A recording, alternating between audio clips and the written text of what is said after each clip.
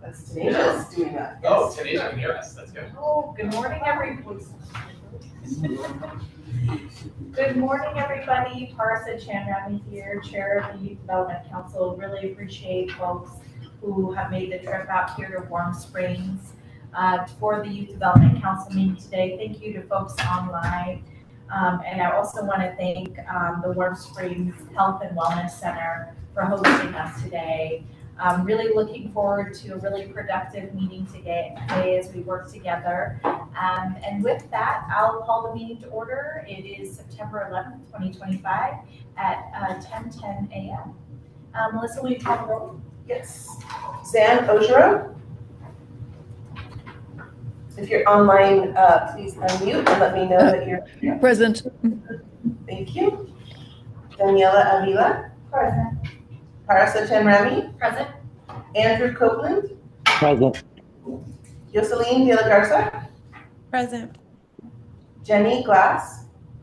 Present. Alex Robinson. See his name. I saw Alex online. Looking for the mute button. Present. Thank you, Alex. Glad to have you here. Robin Johnson. Jeff Justison. Nate Latanzio. Present. Kim Led. Present. Andy Leonard. Here. Tabidi Lewis. Present. Christina McMahon. Present. Jeff Parker. Jeff Parker's here. Savannah Relatos. Molly Rogers. Here. Hannah Schroeder. Janelle Theobald. Present. And that is, and we have Sam Coe. Present. Okay,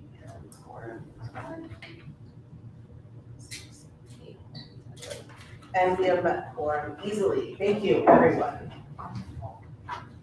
Excellent. And I appreciate everyone, all the staff coming in yesterday to help set up the meeting space. The other quick housekeeping item I have for you is there's a slight delay with our internet connection, so we might allow for a little bit of time for pause. That way, folks online are able to pick up on all the information we're discussing here and also have an opportunity to weigh in on key items as well. All right. And then the other thing to remind is make sure you say your name before you share, especially for folks online as well. And we will also work to do that in your room as well. Is there anything else? Okay, thank you very much, Brian. More housekeeping items. This meeting is being recorded, and this is a formal advisory meeting of the state. If you're a member of the public wishing to comment, there is a public comment section at the end of the agenda of this meeting, and members of the public will have up to 3 minutes to speak, either if they're planning to speak in person or online, 3 minutes per person. And if they'd like to comment, please message Melissa Gallardo on the YDO team so that she's aware that you'd like to speak. And with that, I think we'll turn it over to Chief Jefferson Greene at this point to actually more formally welcome us to Tribe, all of the work. Andy, thank you. Obviously, Diane was here giving us a welcome. So we want to turn it over to Jefferson Greene, who I've had the pleasure of knowing a little bit when I was working at Caldera. And it just was a great surprise to see him this morning, and that you were taking the time, Brian, for the record, sorry, that you're taking the time to offer us a blessing and a welcome. We sincerely appreciate it. So thank you. Sure, absolutely. Yeah. Thank you, Andy, for the invitation. Thank you all for being able to make it over here to Warm Springs. This is a place we call Sept, and we are, as you know, a confederacy of 3 tribes: the Paiute, the Wascos, and the Warm Springs people. Very different languages, very different culture, very different terrain. But here we are, carrying on together since 1855 and doing the best we can. And really appreciate the work that each and every one of you do, in your respective communities. and just really feel for a lot of our youth, right? We want to guide them in a good way and even share our truths, the hurdles that we've gone through as adults and how we got over those, how we pick ourselves up. And I still encourage our youth and my very children in my home. I have 4 children, and always trying to encourage them and bringing about the power of prayer, the power of manifestation, the power of belief, the power of hope. And so without further ado, we can all stand and we can all kind of breathe together and wish each other, all of our youth, all of our committees, all of our offices, all of the communities that we serve, just kindness, love, enlightenment, growth, hope. And so we can all close our eyes, we can just kind of breathe and just want to say to our Creator this morning, just our Heavenly Creator, we're just glad that you can arrive to light up each and every one of us. Our hearts, our bodies, our spirits, and even our minds and the words that we use. And the kush,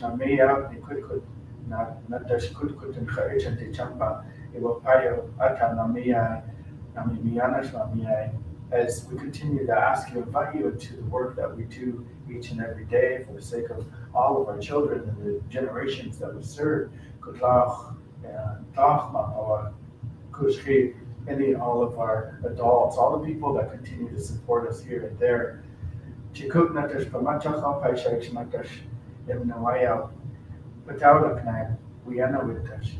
As we today open ourselves, our hearts, and our spirits to your guidance today and to light up our lives, light up our homes, light up our vehicles and our roads. We just ask that you also bless each and every one of our people with good health, strength, happiness, and hope here on this earth. And so just offer a song as we can breathe together, learn together, grow together here today.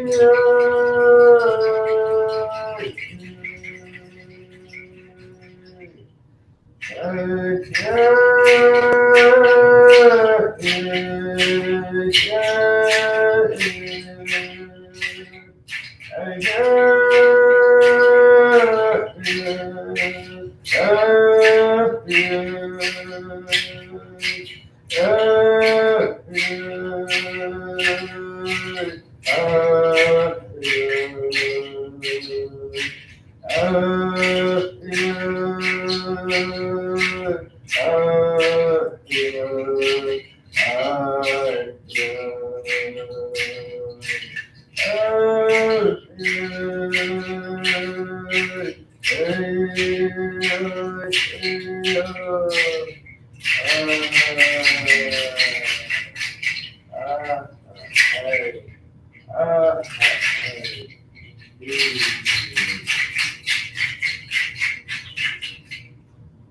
you all for your time this morning. I really appreciate you.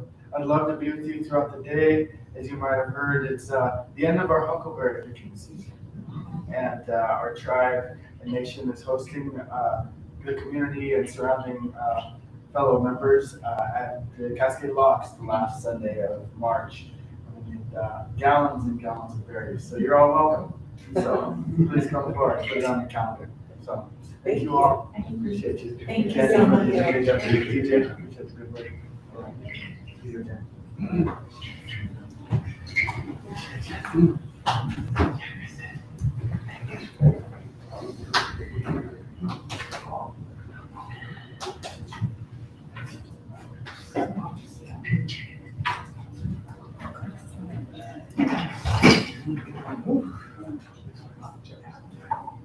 Thank you so much, Chief Jefferson, for being here today, for your opening remarks, and for the song. I thought that was a really special grounding for our meeting today, so thank you. You too. Appreciate you all. Thank you. See you again. All right. So, to Brian.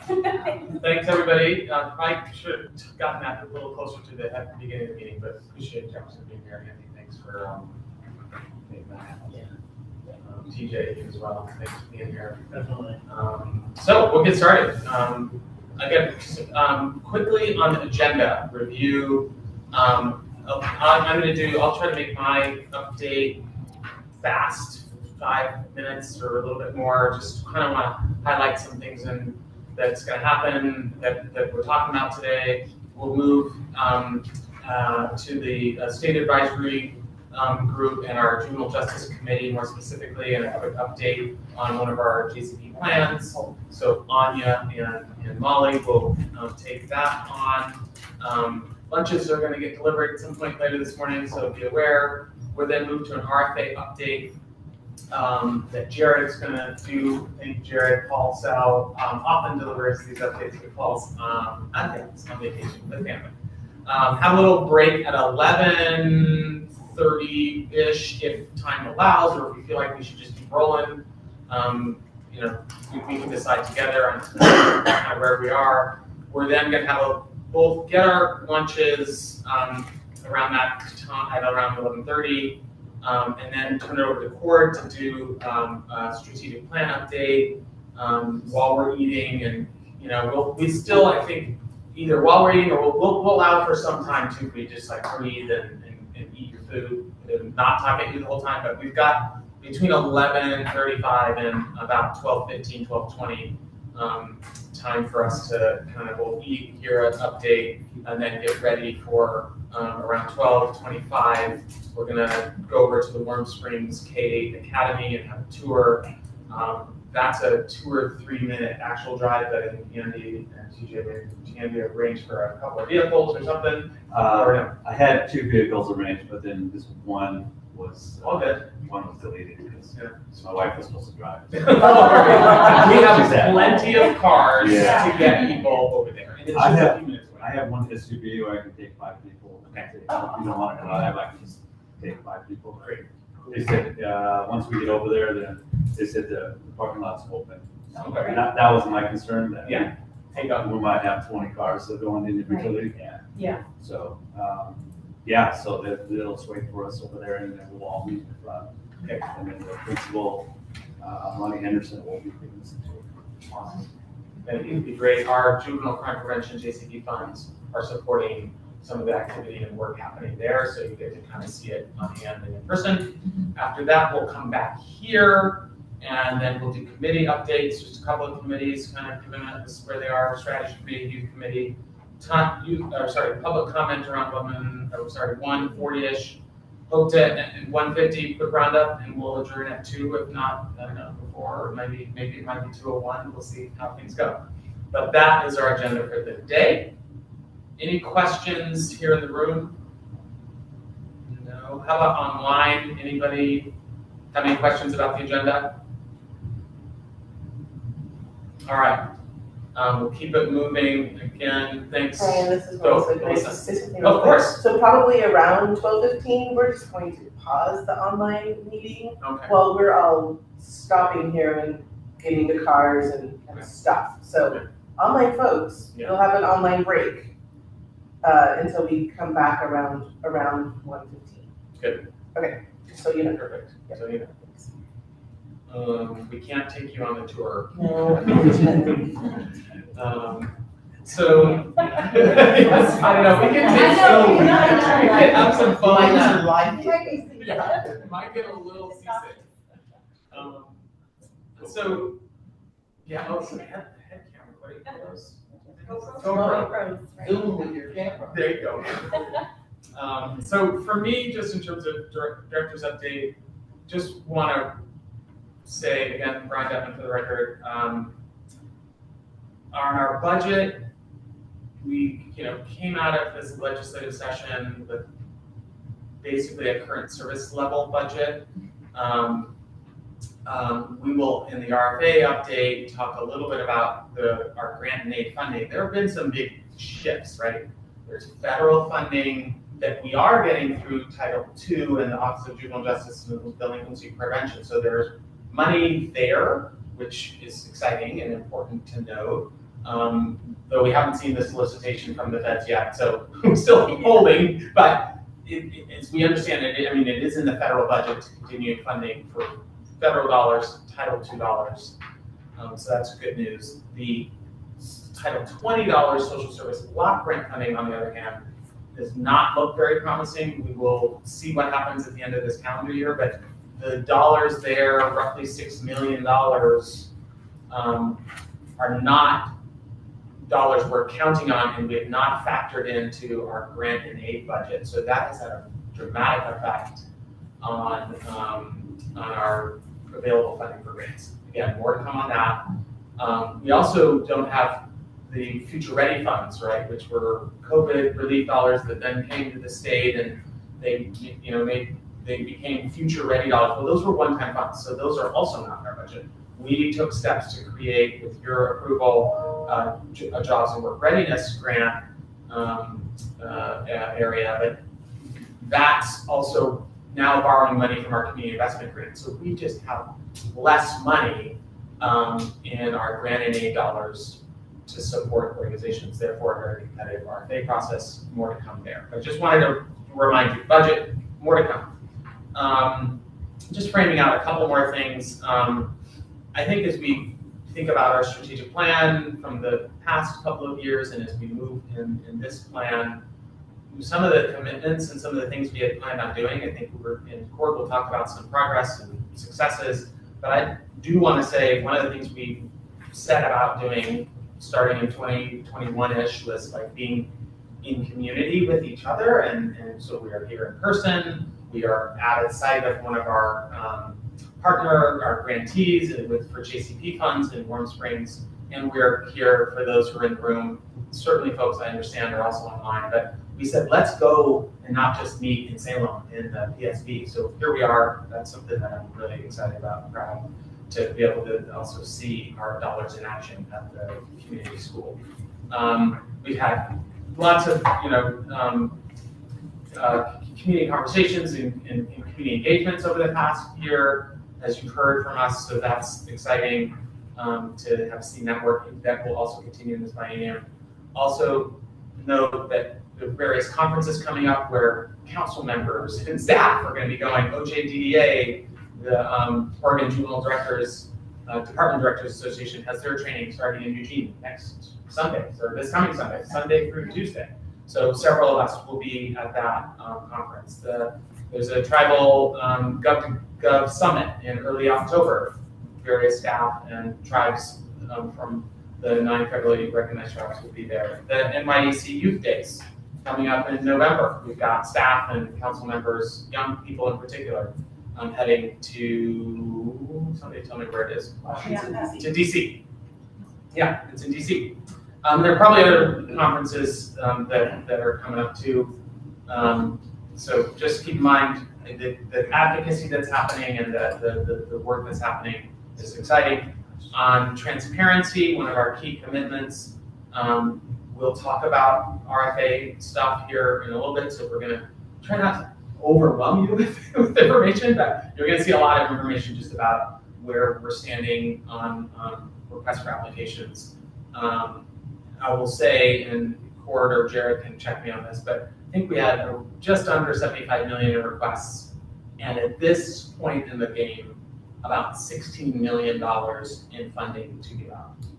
So I've said this before, and for those online and any guests that may show today, it was a super competitive process, and we had less money this time around than we did 2 years ago to give out, and it's meant our funding, and we'll get the percentages here soon, a small percentage of the actual requests that we're getting. So keep that in mind, and that's kind of where things stand. If federal dollars were to come, maybe we'd be able to make some other awards, but I really am not.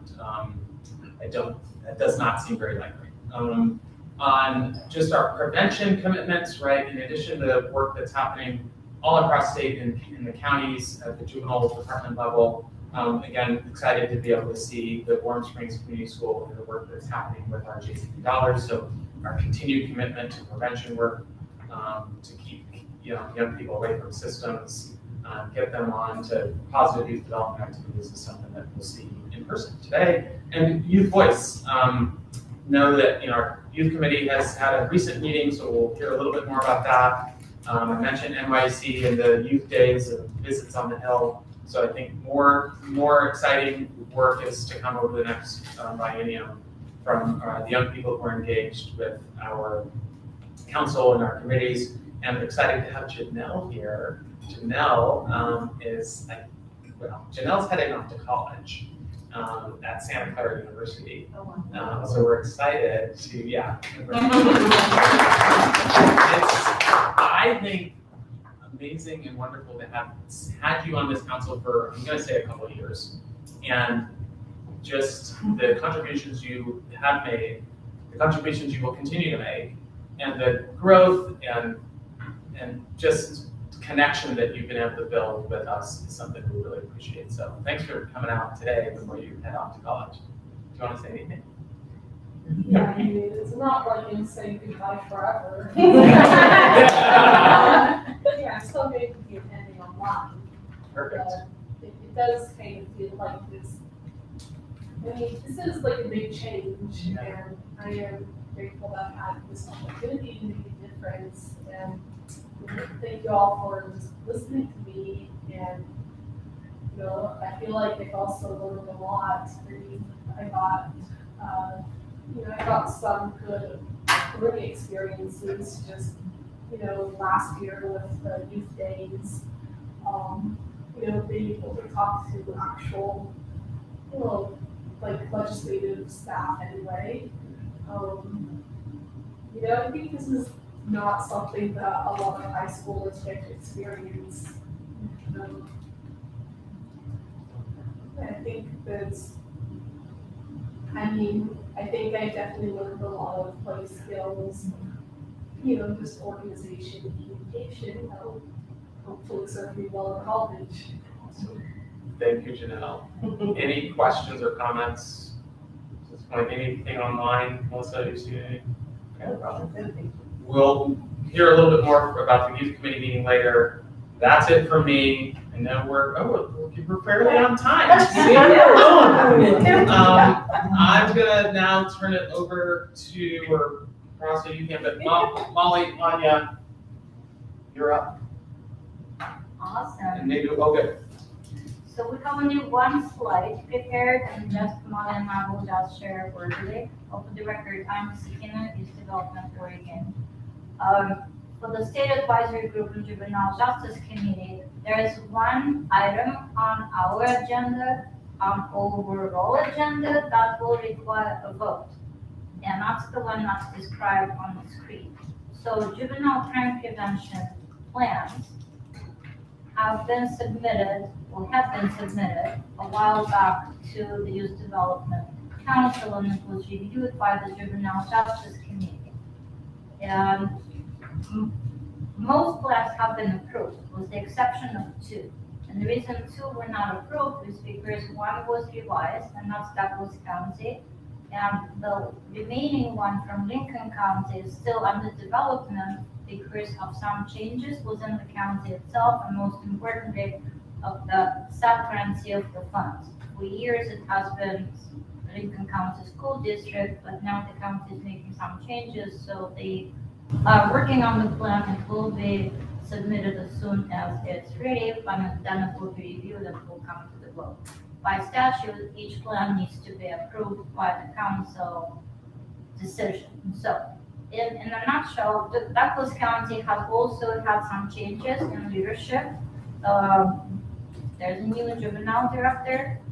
In review of the old plan that was submitted, the county felt through community gathering and so forth, and with support of the local public safety coordinating council, to change the funding from a counseling service that used to be receiving the funds to develop creation of a position within the juvenile department, which will be called prevention officer.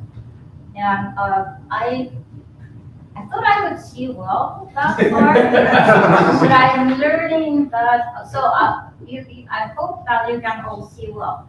But in essence, the goal of the plan is to reduce substance abuse referrals by providing evidence-based programming and reducing risk factors through advocacy and resources.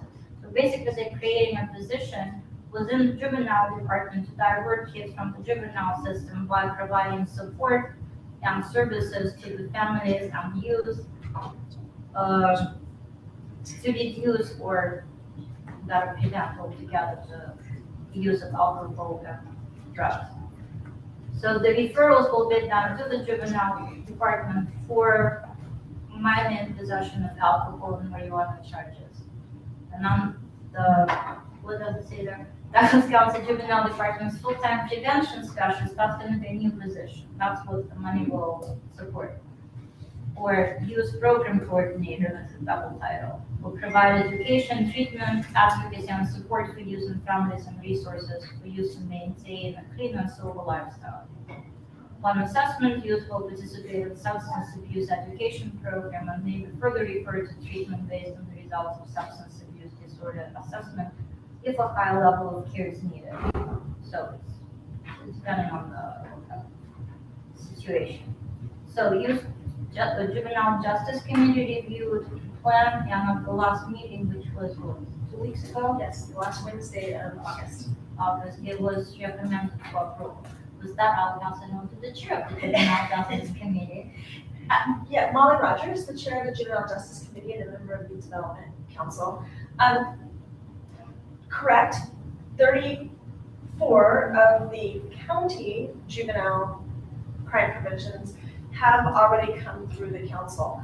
And one of the pieces I think that we, on Douglas County and as Lincoln County is coming in, we're definitely seeing some trends in the plans to be looking at prevention, diversion, as well as what is often referred to an SBIRT model, which is screening, brief intervention, and referral to treatment. Different counties kind of couch it a little bit differently and have their own unique model, but many of the juvenile crime prevention plans are coming in line with this. And why that is important from the Juvenile Justice Subcommittee perspective is our 3-year plan for the federal work. We chose probation reform as one of our strategies. And one of the key strategies of probation reform is diversion. And so it seems sometimes like we bring pieces together, but there is a puzzle that's being created. And so that, I think, is the recommendation moving forward. The other piece for our newer members is our juvenile crime prevention funds require a juvenile crime prevention assessment, which is a validated and tested risk needs assessment. And we have 2 methodologies of measuring that. One is called the Juvenile Justice Information System, and the second is called YPT Data Manager. Data Manager. And we are able to really measure change with these dollars. And so there's some of the most truly transparent and accountable dollars that I believe the state actually issues in any of my worlds and hats that we do. And so that is our recommendation out of the Juvenile Justice Subcommittee. And so with that, I can make the motion that, because we have quorum, that we approve the Douglas County Juvenile Crime Prevention Plan. Thank you, Molly. Do we have a second? Thank you to Dee Dee for the second. Any discussion? And I'm sorry, I missed the last Juvenile Justice Subcommittee meeting. So like it says like for students or youth that were caught in possession. So I'm just wondering like what are the numbers? Like how many kids within Douglas County were in possession to justify a full-time position? Good question, and I don't know the answer to that because I don't have the plan in front of me right now. What I do know is that it can come from both law enforcement but also schools. So I don't want to make up numbers because I tend to make up numbers, but I don't want to make up this one. I don't have access to the database, but all plans are in that smart sheet that the Juvenile Justice Committee members have access to. And Douglas County plan is there as well. So when you have access to the plan and when I have access to the plan, check me if I did make up the number. So I thought they said 100 youth will be served, they expect. But I could have, I'm not 100% sure my 100 kids number, but it seems to be enough. This is Melissa. We have an online question. Sam, can you repeat your question a little Oh, louder? sorry. Oh, Sam, yeah. Just want to know, you need to look at data, you need to make data-informed decisions. Like, what does the data show, like the number of kids that were caught in possession of alcohol or marijuana, and whether the numbers justify a full-time position and so forth? Christina, did you hear that? I could hear all of it except whether the data shows, and then I didn't hear the rest of that. Sam, you should. Whether it justified a full-time position, like to see, and then Anya said that there's 100 and there's 100 kids that were court cases, so yeah, that's a good number. And then, Thanks. were there any other follow-up questions in the chat? I don't see, this is Melissa Gallardo. I don't see any other questions in the chat. Anyone else online have any questions?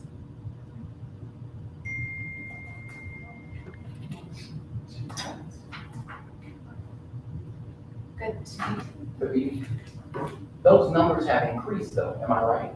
In the number of students, youth who need, with substance So problems that are going up. at least based on the information submitted to us, this position did not exist.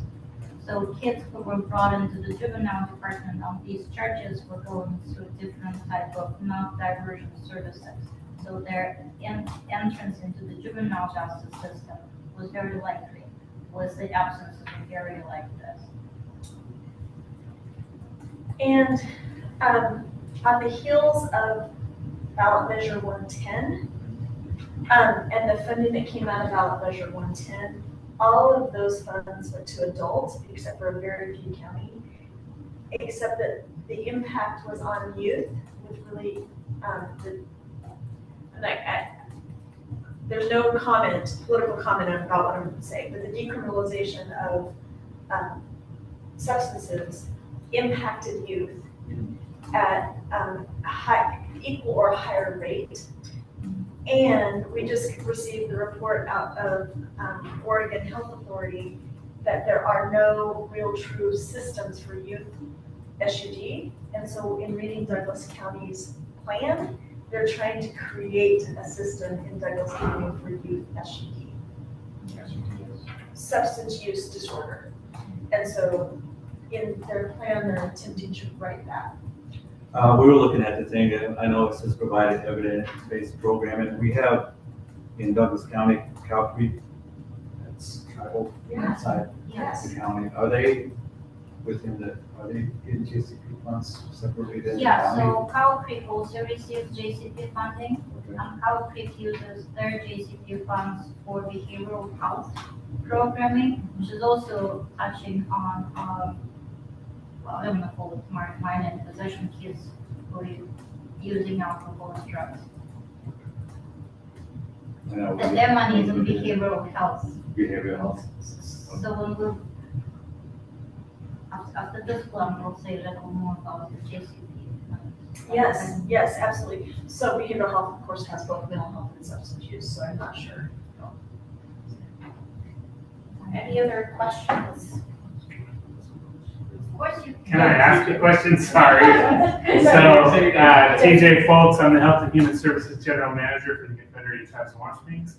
The reason I talked to Andy about the wording in there saying evidence-based programming and asked him if Douglas County had a tribe within its boundaries.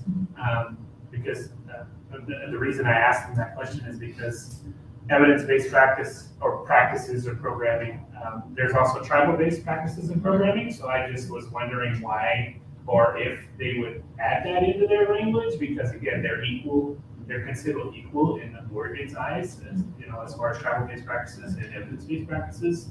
They're on equal level playing fields, and so that's why I questioned as to why. Because if they collaborate at some point with the tribes, then it would. If they go and say, well, we did canoe journey, or we provided money for sweat, or a tribal-based practice, and then whoever provides them that funding can say, well, no, that's not part of evidence-based programming, but eventually it is, so it's written into their language. I would wonder why that wouldn't be written in there, I guess. So that's just a question I have, because to me, it's just not showing that equality between the tribes and Douglas County. Douglas County applies for funds to us, and we as a state agency are required to report on evidence-based programming. However, in our statute, I think we were the first agency in the state that included tribal best practices as the same level as evidence-based practice. So for instance, when Warm Springs receives the funds and if you fund tribal best practices, that's absolutely 100%. So yeah, so I guess that would be my question for Douglas County is to, if they were to receive funds and they, like I said, if they were not necessarily, even if they have kids who don't go to the tribes, but they go to Douglas County for whatever reason, if you wanted to provide them a service now in Douglas County, you could say no essentially because they don't, that funding cannot be used because that's a tribal-based practice, it says evidence-based practice. So that's just a question I beg, I guess. So. I'm looking at the plan. Okay. So while Molly looks at the plan, there's another question follow-up from Judy. So you're suggesting parenthetically or slash, or a slash that says evidence-based / tribal-based practices. Okay. That would be added to modify. And I'm not part of your group, but I would just, I advocate for tribes in many different circles. Right, because you're looking at the future. Of how, just for the loophole. Yeah, for their sake to say, or for whoever provides their funding to say no. You could say, well, no, like I said, if somewhere down the future they collaborate with the tribes or they want to do something with the tribe and the tribe doesn't have enough money or vice versa, then they can say, well, hey, we want to do this tribal-based practice, which is there's 21 or 22 of them that are listed and approved. They could do an activity if they're going this route through the prevention realm. I come from a prevention background, so I know what they're kind of speaking about here. But the majority of the people are not actually on, like, Cow Creek, Umpqua. They could be outside the county too. And reservation, and we just want to get the same services as you would inside as outside. So that's why I said I want to do a slash thing on the description. Yeah. So the county could do the same service. Serve the possibilities. Yeah. Thanks, Andy. Go ahead, Molly. So I answered one question, I didn't answer both questions. The anticipation is 100 per year. I did not make up the number. I did not make up the number. But Molly, that's not the need. That's the number that this position can serve. Daniela, Avila, for the record, Correct. Yes, okay, so. Yeah. That's So the maybe more. Oh, absolutely, and in all of these, but this is the one they believe that they'll be able to serve 100 youth per year. So. Okay, any other Well, comments? the tribal-based practices, you're keeping data on that as well? Yeah, it's all over the place. Yeah, so then that's. Yeah, and I actually just went through, the CMS, is that they call it, where you can actually have the ability to build traditional knowledge keepers that are each tribe are coming up and identifying themselves, and so they're working through that process. And now Julie Johnson and her group, OEJ, are working through how that's going to look in the near future. So some of them are already online where they have the ability to build for these tribal-based practices that are identified based on how the tribe identifies them. So that should be slashed. Yeah, and I've been advocating, so I'm on the Health Equity Committee for the state, I'm on the State Health Assessment Committee that's just wrapping up, and I'm on now what is called the COO Equity Committee that I just joined yesterday, and I've been advocating for the tribes to be identified in almost every realm, because I really feel that the state of Oregon does a lousy job of identifying the tribes and acknowledging tribes throughout history, and like Jefferson mentioned earlier, we signed our treaty in 1855, so I say this all the time, technically, our tribe alone in Warm Springs has been here before the state of Oregon was even the state of Oregon. So the state of Oregon became a state in 1859, and we signed our treaty in 1855. So essentially, that's what I go and advocate for that all the time, that the tribes is not nearly identified as much as they should be or recognized. I mean, something, again, I think that's a great plan right there, other than I just didn't see it say tribal-based practices along with evidence-based. Caroline Cruz, Molly Rogers, Development Council, TJ's predecessor, gave us, I've been to a couple of her trainings on how to work with tribes to develop and partner with tribal-based and fantastic trainings to go through their process. So, yeah. Mike's is Brian up the record, and I think we can keep having discussion. I think that part of what, as a committee and as a council more broadly, is we have the opportunity to have these conversations with counties and say, because it may be that they don't know that these dollars could be used, should have the opportunity, given our own statutes and policies, to be used not only for evidence-based practices, but also for tribal-based practices. And that's, I think, we can say, hey, and maybe the county is also like, well, this person isn't the person that can do that, but in relationship with the Cow Creek tribe, in theory, right? And I can't speak for it, not speaking for the tribe, but they could partner, intergovernmental agreement. The dollars can be used in that way, and that's part of what I think our role is to say. We like your plan. This substance use, SUD, substance use disorder work is increasing. We want to keep kids away from, divert them from detention and juvenile systems. These minor possession, right? These are status kinds of offenses. What we think we're seeing, and Molly can speak to this better than me, and probably Christina, my experience in juvenile justice was sometimes those are just maybe looked at and ignored. And now what Molly, I think, is saying is, or what I hear you saying is, we need to pay attention to these, what might be minor issues, and provide the right kind of supportive service. And that right kind of supportive services through this person is to do X, and as you are working with, encountering, coming into, as law enforcement comes into contact with youth who are citizens of Cow Creek, there's opportunity to use those dollars to support. Can I make a comment, Brian? I agree with what's being said here. TJ is saying, and this is a real technicality, what I'm getting if I'm hearing you correctly, and as we're situating this question of evidence-based practices, is that the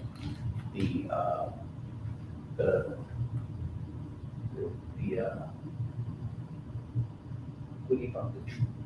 The tribal base is evidence-based. Mm-hmm. Oh, yeah. And so yeah. if that's not explicitly stated, it sounds like, and just tribal base as something, but it is, that's why he said slash, it is evidence-based, which is tribal, so that needs to come across clearly to the electorate, body that this is evidence-based and provide, making an impact. So if the wording doesn't make that clear, then you can say, yeah, this is just something that people are also saying that kind of works. But when we say evidence-based, we're saying. Yeah, it's just what our statute said.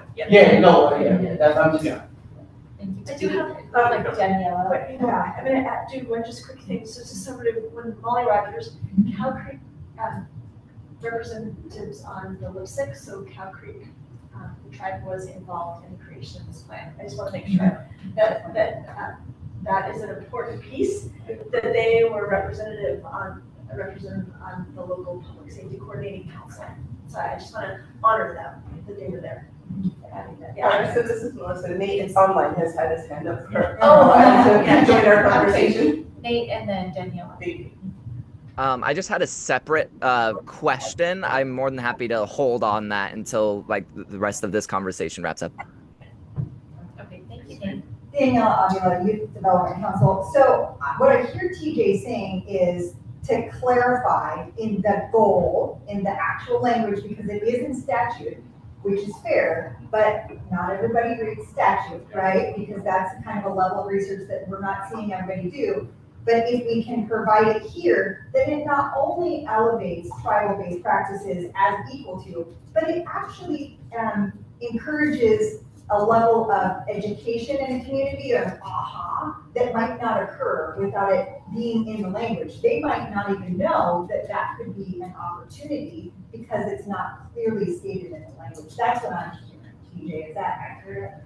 Yeah, TJ Foltz again, for the Tribes of Warm Springs. I really think that I would encourage it not only for Douglas County, but for any county that has one of the 9 tribes within their boundaries to have something similar to that, because not only does it uplift tribal-based practices, but it also allows for that opportunity to collaborate between the county and the tribes, which aren't always on a collaborating basis, but just by adding tribal-based practices into something, it allows for you to say, well, hey, we could use our dollars at the county for this, and then sure, most tribes probably do get some sort of dollars, and I'm sure these guys have a prevention program over there that I know of, so I know they're going to be willing to do that. They're going to be like, hey, you get some dollars for JCP that says we can use tribal-based practices as equivalent to evidence-based practices. Let's go ahead and do something together, which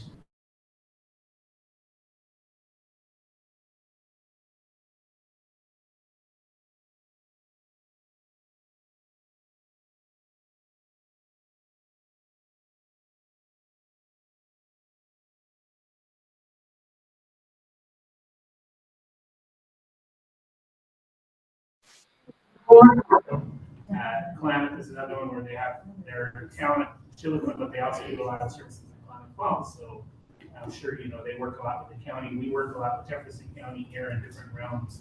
So again, I think it's just another way to uplift. Again.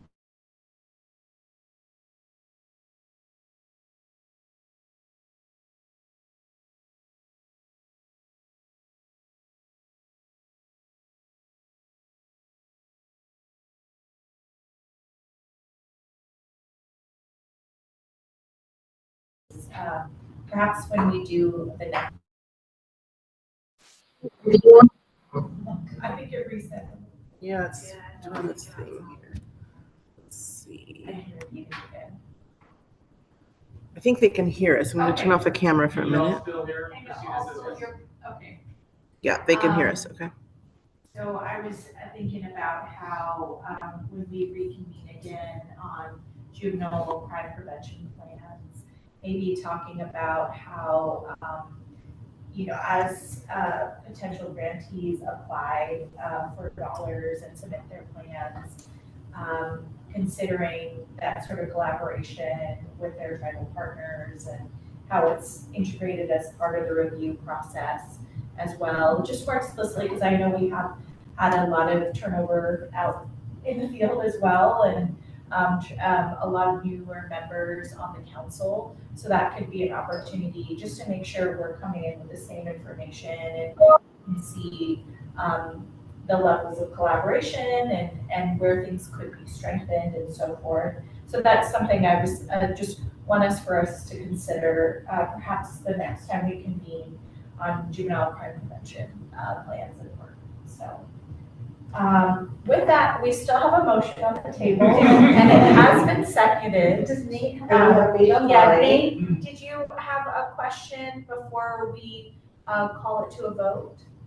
Yes, thank you. Just one quick question, similar vein of the conversation. Nate Latanzio, council member.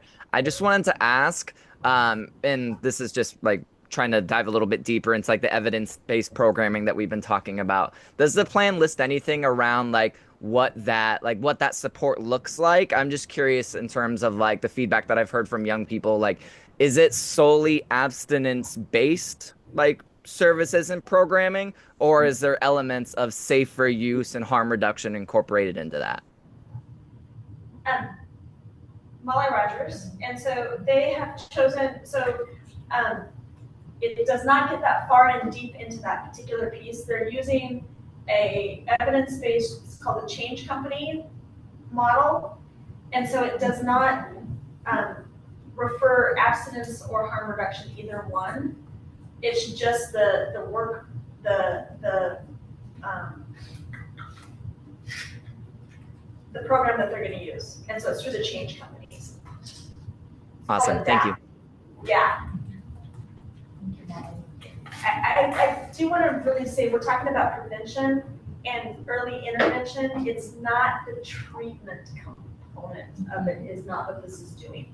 It's the motivational interviewing for young people, the right amount of touch at the right amount of time, so we don't bring people into the system.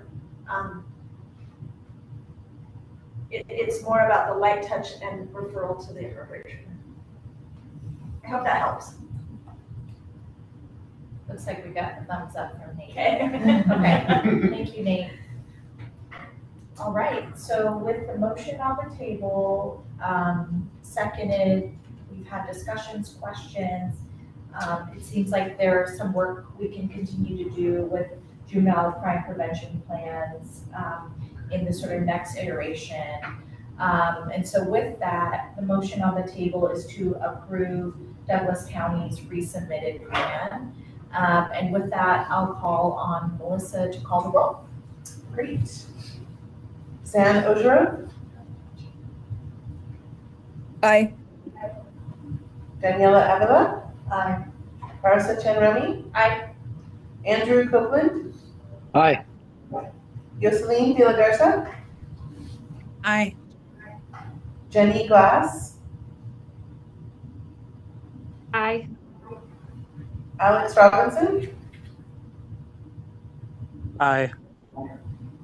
Robin Johnson? Jeff Justison? Nate Latanzio? Abstain. Kim Lett? Andy Leonard? Aye. Tabidi Lewis? Yes. Christina McMahon? Aye. Jeff Parker? Jeff votes aye. Savannah Relatos? Molly Rogers? Yes. Hannah Schroeder? Janelle Theobald? Aye. And that passes. Thank you. Thank you, Melissa. All right, just doing a time check. Is there time for the RFA update before, because I think we were planning to check in again around 11:15. We have one more we need to update. Oh, yeah. Okay. So I will tell you that the Juvenile Justice Subcommittee is a very active committee, and we meet once a month, and this discussion was amazing, and I would invite you all to come to our meeting on the last Wednesday of each month, because this is where we have the robust discussions around the plans, juvenile crime prevention plans, as well as the state advisory group. As the Youth Development Council, we are statutorily required a couple of other things, and one is the detention guidelines. And so the detention guidelines were last updated in 2020, right at the end of January of 2020. And so the last 14 months, the Juvenile Justice Subcommittee has been working on updating the juvenile detention guidelines.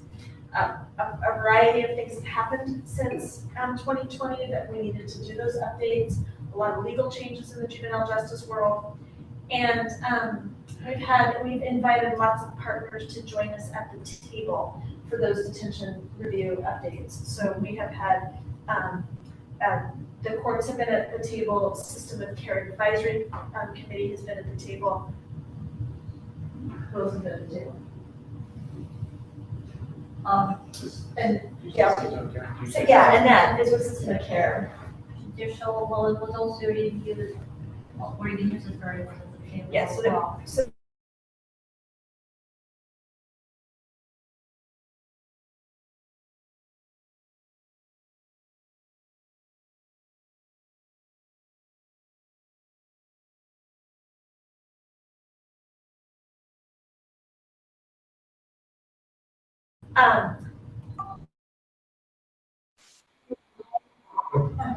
however, there's another layer that we need to do, and so we've sent it back out to review one last time, and we will hope to finalize it at the end of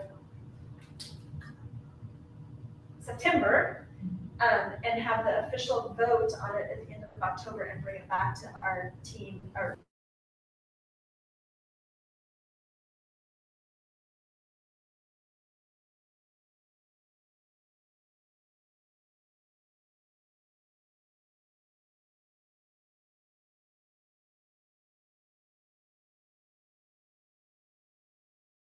all of those questions answered. And since our last one, really tribal best practices are part of our detention guidelines. Anything else? No, I think this is it. For the sake of time, the only thing, the good news is that all JCP agreements have been reviewed by Department of Justice for legal sufficiency. They were found legally sufficient, and as of yesterday, people, including TJ, received an email that says that on behalf of Anna Sikina, Exactly. Department of Education is requiring your signature. So I didn't know that because I was traveling. So I got an email from you. But what it means that now all tribes and all counties can continue JCP services as were explained and approved by the council in their respective JCP plans. And Andy is here, and of course Andy is our star JCP coordinator here. And I hope we get to hear from him whenever time allows on the amazing work that he is doing in Warm Spring. Maybe a little small. Would you have looked? He's like, those good. Excellent. Thank you, Anya and Molly. Go ahead, Andy. Oh, Andy Leonard, Warm Prevention. I'm just going to hand out some flyers that I've been doing. Some of the JCP program that we do in Warm Springs, some of the programs that we do, and I have flyers that I do this whole summer. I follow us Facebook. Majority of these activities I've done through the community. Basketball, we do bingo nights. We recently had a track meet for kids. We're involved in the suicide prevention, the rodeo, the NASU winter schedule is when we go into schools. And what we talked about through the Matters High School and K-8 was some of the things that we talked about was opiates prevention, bullying, some leadership, fentanyl information, and suicide prevention. So when I go into the schools, we do like one class, maybe through the whole day, the same class, different kids, the same class level. Other things, activities that we do with the kids, with the JCP clients, is maybe take them to the movies. We have family movie nights too in our community, where we have a new pavilion. TJ, he's the one that built that.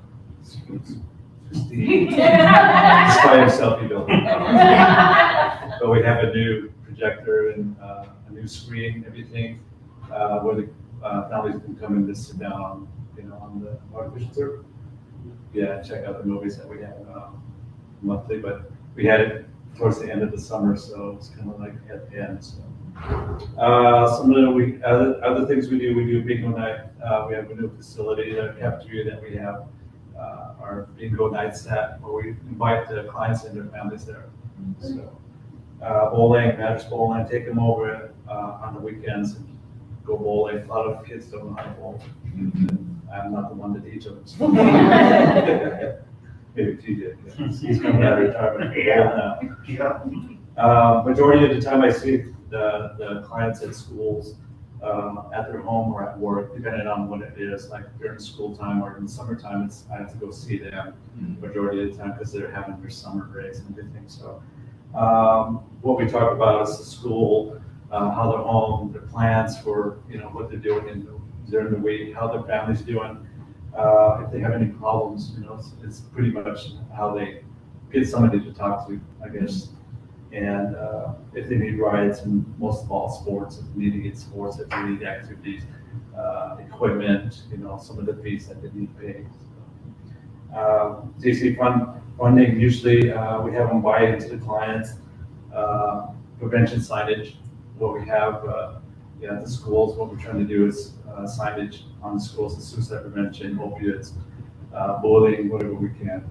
A lot of it has to do with the KWSO, our radio station, and also within our paper, our civilian time. So a lot of it has to do signage, kind of prevention, messaging. So a lot of it we do with team sports, Adjourn High School baseball. We do a lot of the sponsoring, but at the same time, we're going to do signage on the baseball fields, this course. Messaging, Little League baseball, Little League softball, same thing. We're going to do a lot of signage and then a lot of sponsoring for equipment that we do for the kids.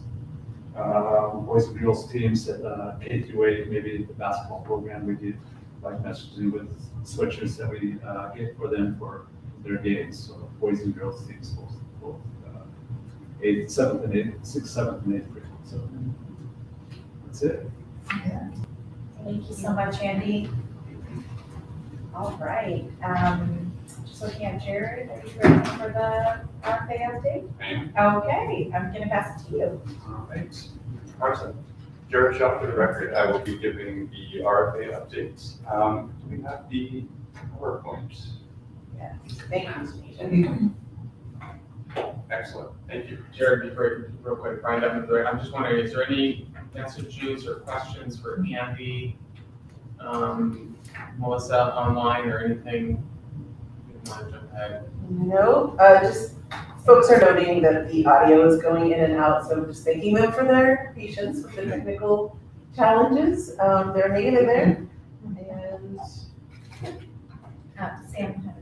I just like the fact that Sam from Youth Development Oregon, the fact that one of your clients has a contact information for your mentor. That's really good. Julia, for kids, when they see the flyer, they want to reach out. The kids can reach, they have someone to reach out to. That's really cool. Now it's funny, as a part of the flyers, I don't know how many people have flyers anymore. Because you have to go places to go see them, and then people walk by them or whatever. But I'm still old school, so I like to put up the flyers. Yeah. And at the same time, sometimes I'll put up a different time thing, like if it's at 6 o'clock, I'll put 6:03. Why is that 6:03? Why is it 6:03? Very advertising strategy. Yeah. Especially in some of the movie nights too, I'll put that and they go, hey, do you have like previews or something? And I go, yeah. But yeah, that and a lot of, we have our own Facebook pages too. So we have the Warm Springs Prevention. He has it, and I have a Recovery Mentor JCP page too. So we post whatever activities we have. They got a read board on the building, prevention, Warm Springs Prevention. Thank you so much, Andy. Oh, real quick, Brian, Devin, do we have this, I don't know if we have it electronically, Andy, or a way that you could like email it to us? Yeah. Because then, Melissa, I don't know if we could share it with folks who are. I shared it in the chat. Did you? With just a photo of it. I shared it in the chat. I'll PDF it when I get back. Thanks for doing this. Of course. Okay. All right, great. Thank you all. I'll try to speak as loudly as I can for those online. Jared Shaw, Youth Development Oregon, and we are very excited that we are at the point where we can start talking about our awards for the 25-27 Community Investment Grants. Next slide, please. So we're going to have quite a few data-heavy slides coming up. So we just wanted to sort of ground this presentation in a few key takeaways first.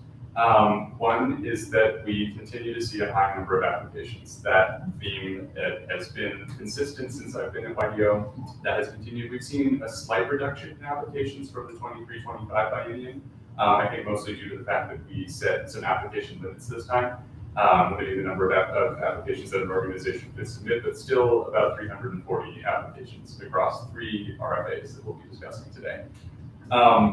That also means that there are far more applications and funds requested than we are able to fulfill, which is always an extraordinarily difficult part of the job. Made more difficult this time by the fact that we anticipate, as Brian mentioned earlier, a reduction in our Title 20 federal funds that support a significant portion of our community investment grants. We're looking at approximately a $6 million potential reduction in that, which is extraordinarily unfortunate. There's no way around it. It sounds like that's not 100% certain at the moment, and I think Cord is can speak more eloquently to the nuances of that law than I can. But it does not look good at the moment for those dollars. And I don't know, Cord, if you want to describe a little bit about what's happening at the federal level there yet. Sure, yeah. Cord User Development, Oregon. So back in 2010, the law passed PAYGO, or Pay As You Go Act, which requires that any new spending or tax cuts that increase the deficit have to be offset by other mandatory cuts or sequestration. And that gets analyzed every year, and it's never been actually used because there's always a waiver tucked into the bill with the new spending or tax cuts that says you don't have to actually do the PAYGO analysis here. That waiver got negotiated out of HR 1, which is the recent budget bill that, among other things, the social service block grant funds for federal fiscal year 2026 are contained. So that bill does not have the waiver, meaning that as of right now, because that bill increases deficits, the analysis is going to require sequestration of a lot of different funding streams, federal funds, and that includes SSBG. So if the waiver does not somehow appear and get passed before the end of this year, then we expect in January that sequestration would happen, and that would require SSBG funds to be cut for 10 years to offset these costs. So again, it hasn't happened before where something is actually, where PAYGO has been enacted. It's always been waived for 15 years.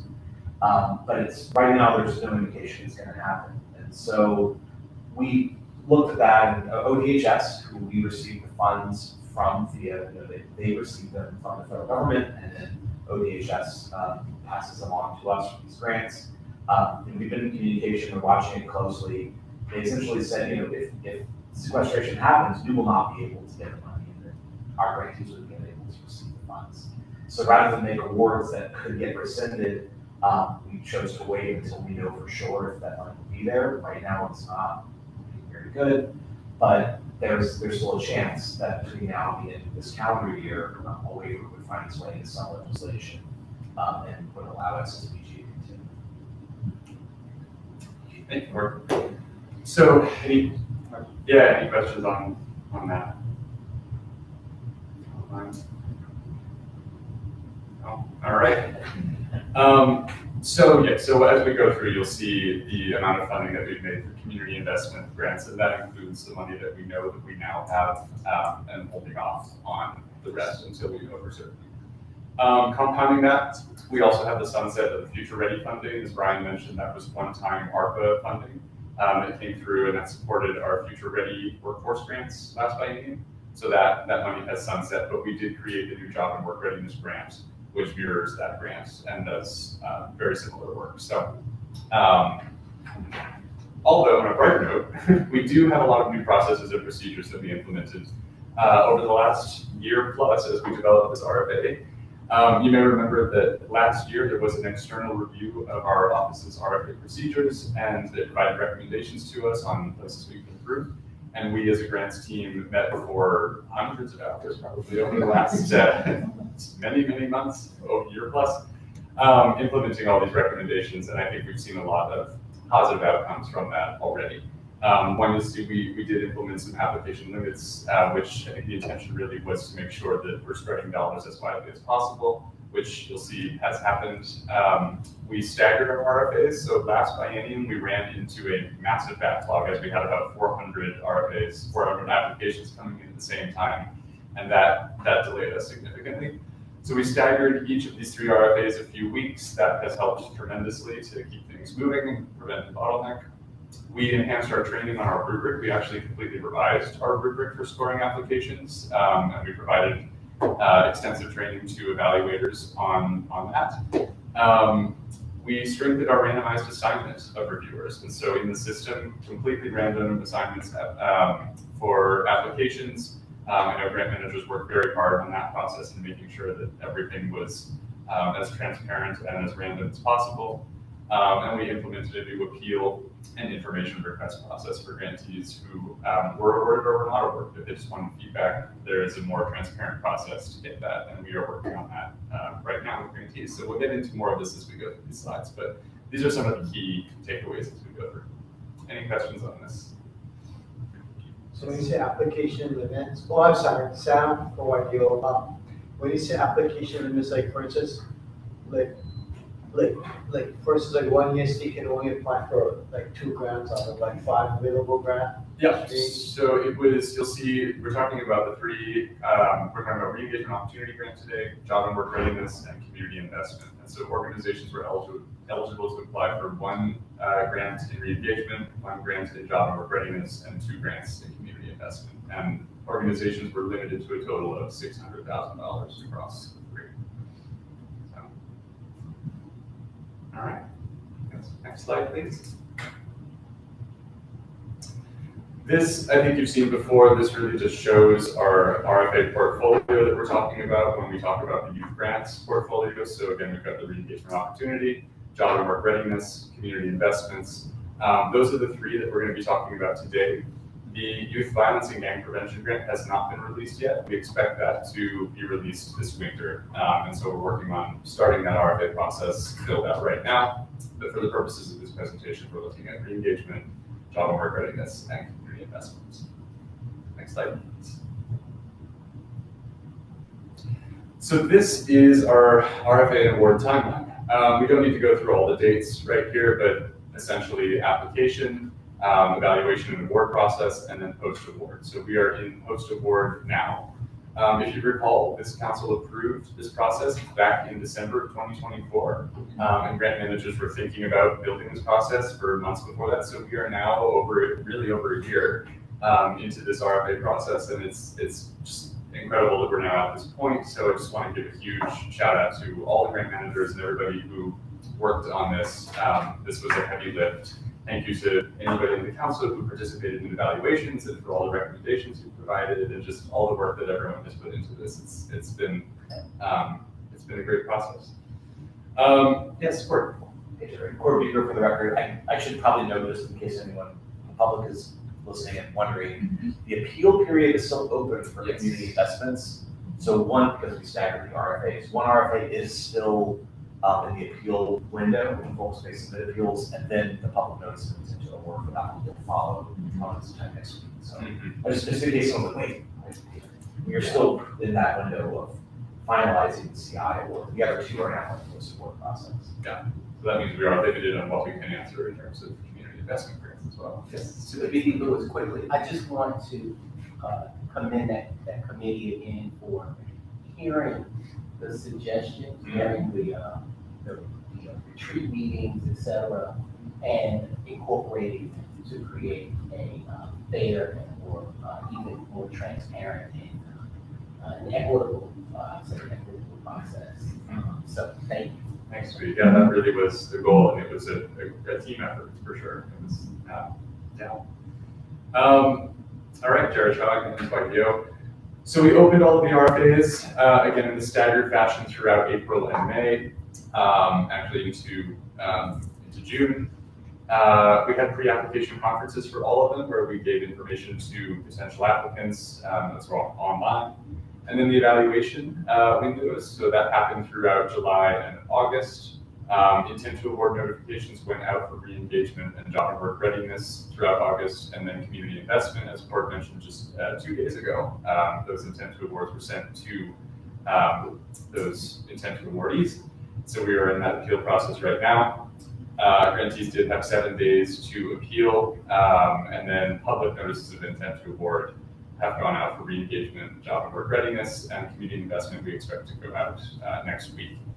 After that, we are moving into insurance submissions. So grantees work with ODD procurement to submit their insurance documents. Once that is all in place, grant agreements are sent out and executed, and then they will meet with their grant managers to start planning their project plans, make sure we're all on the same page in terms of what they're doing and meeting requirements, and then we'll move into quarterly reporting in October. So we are hitting the ground running here with all the grantees. Next slide, please.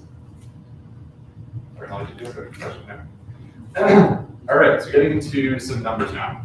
How many requests did we get? We got more than 340 applications across the 3 RFAs. Again, that is down a little bit. We had about 400 last biennium, but still tremendous need. More than 74.8 million requested in funding. 230 organizations, over 230 organizations that applied. Evaluations. So we had 96 volunteer evaluators in total. I think last biennium we had 80. So this is a testament to the work that, again, our staff have done to recruit volunteers, and thank you to anyone on the council. I think a few council members may have also evaluated applications, so thank you if you did. Each evaluator was assigned approximately 10 to 12 applications, some more, some less, but that was about the average. The applications all went through a minimum qualifications review at procurement first, and then those that met those minimum qualifications were scored by evaluators. Each evaluator received, or each application was reviewed by 3 randomly assigned evaluators. Next slide, please. Any questions on this before we move on?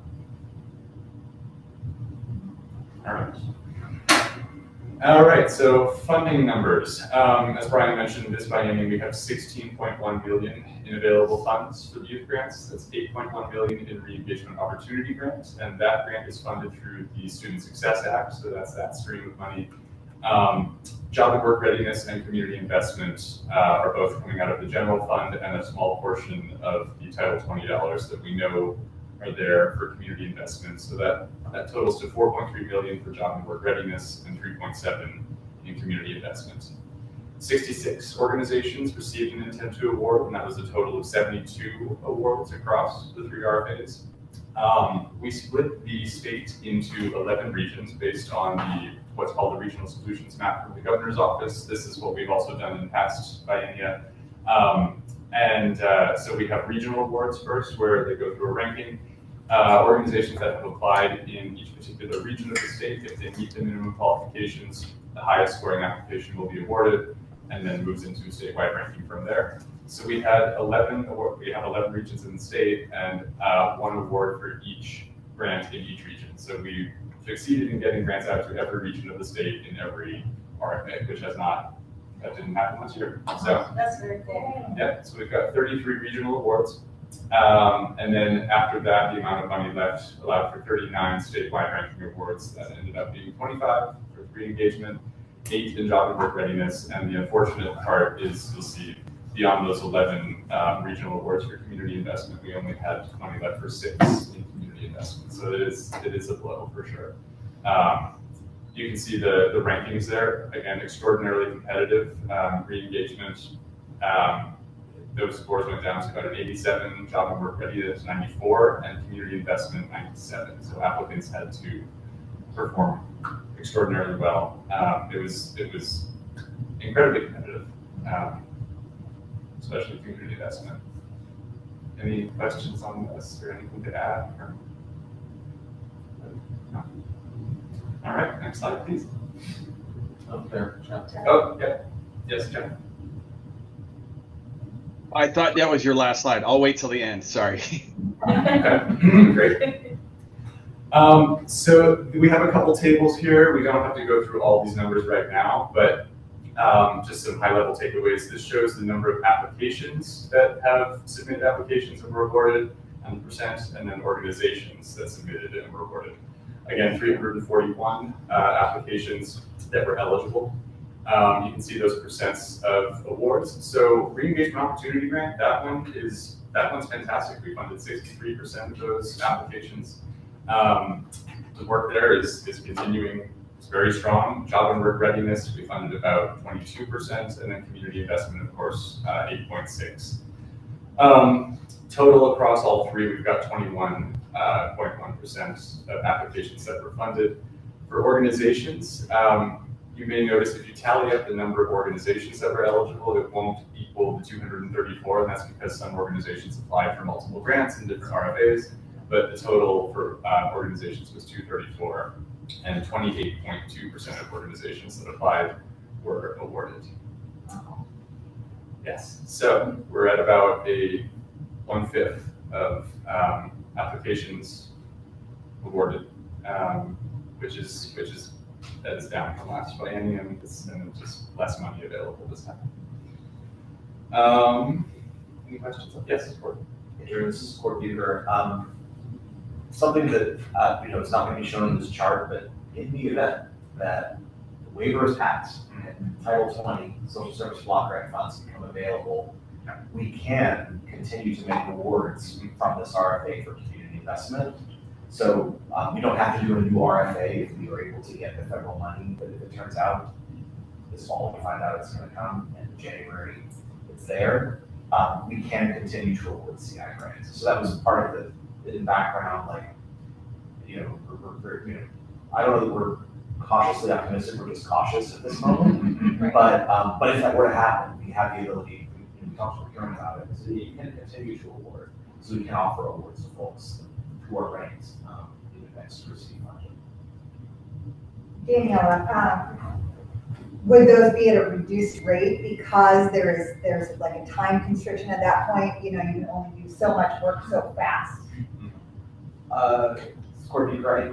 Probably not, and part of it is just historically, I don't think it'll be an issue this time. We sometimes have long delays to getting our grant agreements out. In certain circumstances, programs that are continuing ongoing work can meet requirements to actually backfill if they weren't expecting an award. This is a little different from that scenario, but I don't think we would reduce awards.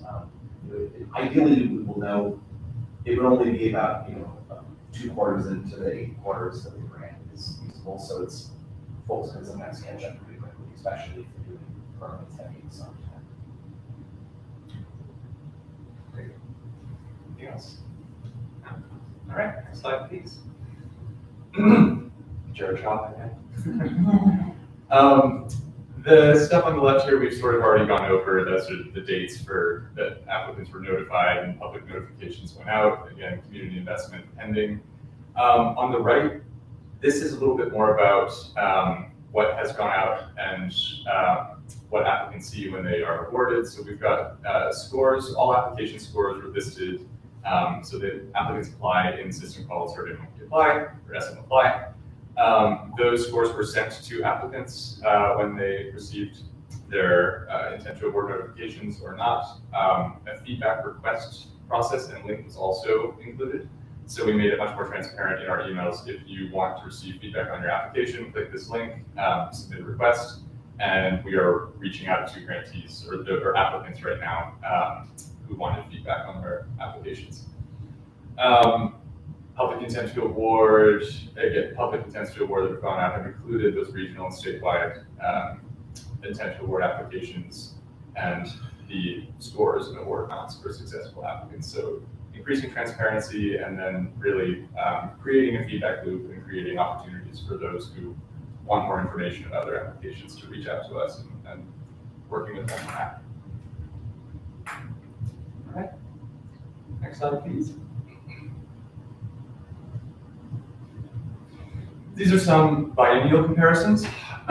So you'll see submitted applications and intents to award. The bar on the left, if you can't read it, the left in the gray and the left in the sort of dark blue on the right, those are for 23-25. And then on the right side, the bars are for 25 and 27.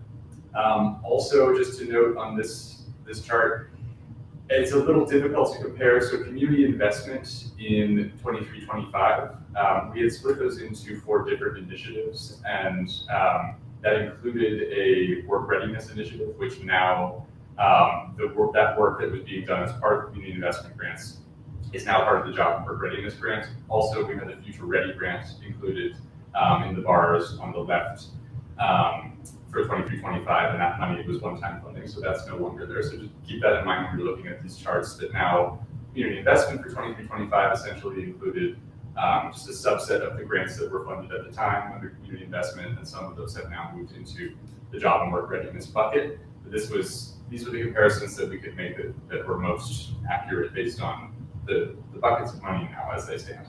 Did I explain that well? It's a lot of buckets. Yeah. Anyway, so for community investment, you see actually the number of submitted applications is fairly consistent throughout. We received more re-engagement opportunity grant applications, slightly fewer in CI and JWR. Total amount of submitted applications, again, fairly consistent, a few dozen less than last biennium. The intent to award is really where you see, again, the amount that we have available is reduced this time. We were able to fund quite a bit more re-engagement opportunity grant.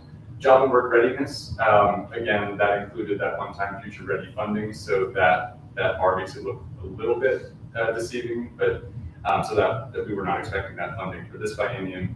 And then community investment, again, you see the small amount that we're able to fund. Total amount, about 50%, a little over 50% of total grants that we were able to fund this time. Unless that federal money comes through.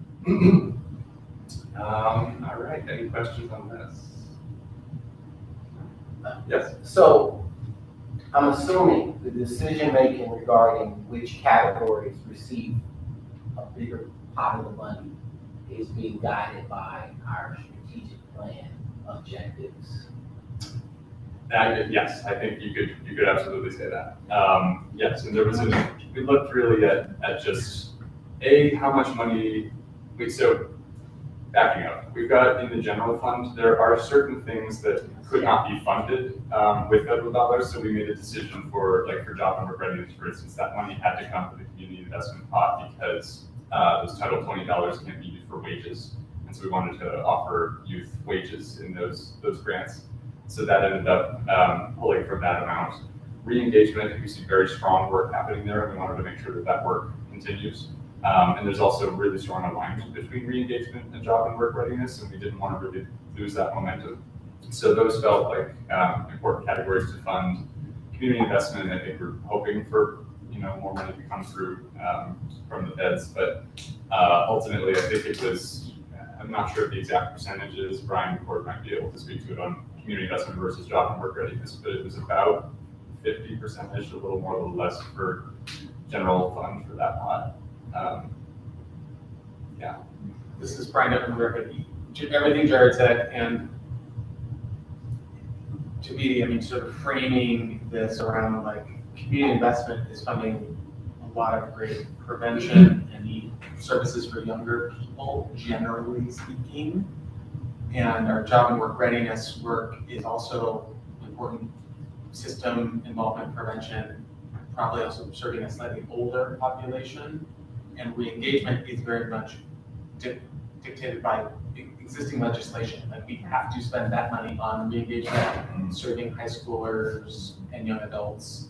So I'd say as we think about where on the community investment, the job work readiness side, where we have more ability to say push the dollars, that's where I think our strategic plan and our desire to continue to focus on prevention, focus on intervention, having organizations that are also finding connections and synergies in juvenile justice, and obviously these are dollars that are open for tribes to compete for too, and then we have a tribal, I'm gonna forget the name of it, score multiplier. So we've got score multipliers also in effect that when a tribe applies, they compete really well and or get, I don't know if it's 5%. It's weighted so that tribes can compete and get those dollars. And we have some dedicated funding that we're working with PAC on that hasn't completely happened, but is money for re-engagement, like reconnecting young people back to education. And so it's dedicated specific funding that will only go to tribes and maybe. So all, I think, consistent with the places where we want to have funds directed. Yeah. Thanks for the question. Yeah. All right, next slide, please. Again, more biennial comparisons. This is about the funding amounts. So requests submitted, again, you can see fairly consistent. We had more dollars requested in community investment, a little slightly fewer in job work readiness, a little more engagement, and the total request is slightly less, but fairly consistent with where we were last biennium. Awarding amounts, again, that's where you see similar to number of applications, just the amount that we could fund in CI versus re-engagement, and the total, again, about 50% of all fund amounts able to award. Questions on that? No? All right. Next slide, please. This shows the regional distribution. So as I mentioned, one of the cool things this time is that you see we've got applications that were funded in every region. So we were successful in getting those applications out across the state. And have more applications out on the eastern side of the state and the northeast side this time than last biennium. Metro, I think we have a slight reduction. I was looking last night from what we had, but I think we overall do see sort of more geographic distribution. We can leave this up for a second if folks want to take a look at that. It's a little hard. The first time I looked at this, I was like, what am I looking at? The numerator, I should explain what these numbers mean. The numerator, so you can see the different types of grants at the top. We've got the 11 different regions. The numerator is how many applications were funded out of the denominator, which is how many applications were submitted in that region. So for the Re-Engagement Opportunity Grant, North Coast, we had 3 applications submitted and 1 Re-Engagement Opportunity Grant funded in that region. Total of 3 out of 10 applications in that region, so on and so forth. So you can see Metro, for instance, got 24 applications out of 135 submitted. Total applications 72 awarded out of 340. Yeah. Some of the numbers also, you'll see they're off by about 1. That's because we had an application that was submitted that was not in any region. It was in Walla Walla, serving youth in Oregon. So some of these numbers, if you compare, might be just off by slight amounts. And we've had a little bit of juggling as the appeal process is happening. But this is the most accurate data we have right now. Okay. All right. Any questions on that? All right, next slide. Try. Excellent. All right, so next steps. Once grants are awarded, it's a re-engagement opportunity through CI. Those are in the grant agreement phase. ODE procurement is working with those intent to awardees right now to execute those grant agreements. Then they'll move into the project planning stage. Re-engagement collaborative grants, that we are also in the process of starting up. Those are amendments to grants that were given out last biennium for 5 grantees who work on pulling together all of the re-engagement opportunity and job work readiness grantees in 5 regions. Oh, sorry, 5 regions that we've 4 regions, excuse me, that we've split up across the state, just to make sure that grantees are communicating with the other grantees in their area doing similar work. So those are in process. And then also exciting is that we have tribal workforce and re-engagement grants that we will be giving out. That is a joint effort between HEC and YPD this time. Each organization will contribute $60,000 for re-engagement and workforce efforts to the tribes. So those are in process as well. RFA development, as mentioned, we will be releasing the Violence and Gang Prevention Grant sometime in the winter. We're developing that RFA now. There should be a work group that will be convened in the fall. And we'll bring that for a vote we anticipate at the December council meeting to approve that process and release that RFA sometime this winter of 2026. And also thinking about some RFA for smaller grants that might be given out through the youth committee. So that is also in discussion. More to come on that. I think if that was the end, Jeff had been, his hand went up and down. I think you wanted to adjourn. Yeah, so go ahead, Jared. Go ahead, Jeff. Thanks, and Jared, thanks for that presentation. I just want to say, as a council member, I'm really proud of all the work that went into creating this RFA process and the revisions that, trying to bring equity, trying to do a bunch of different things to create outcomes that we're looking for. But I do think that we made a lot of progress, but I don't know that we're there yet. And I'll just share with the council here that we should all know that by doing this regional piece, we are awarding grants that score lower than grants that are being denied, which is important for us to know. It doesn't mean we don't do it, but I want to just call it out that we should be aware of that. And that I'm hoping that we can do some data analysis on our reviewer process. And one of the things that we want to be careful of is if we have a single reviewer who's doing 10 to 12 applications and they are one of those people that never give an A, quote unquote, or just tend to score folks lower because they don't understand the rubric, one reviewer could completely sabotage 12 applicants. And as an applicant, I will tell you that we had one set of scores that were extraordinarily low and 2 that were not, and consequently did not get funded. And so I hope after this we can explore some of the data and the trends that came from it, so that if there are small tweaks to do going forward, we can take advantage of those.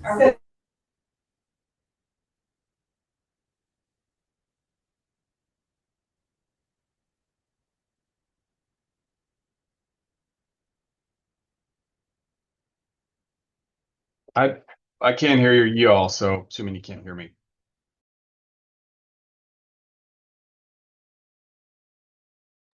Yeah, they're having some slight technical issues at the moment, but they should be back shortly. Jeff, can you hear me? I can hear you, Christina, yeah. Oh, that's funny. The online people can hear each other, but we can't hear the room. Okay.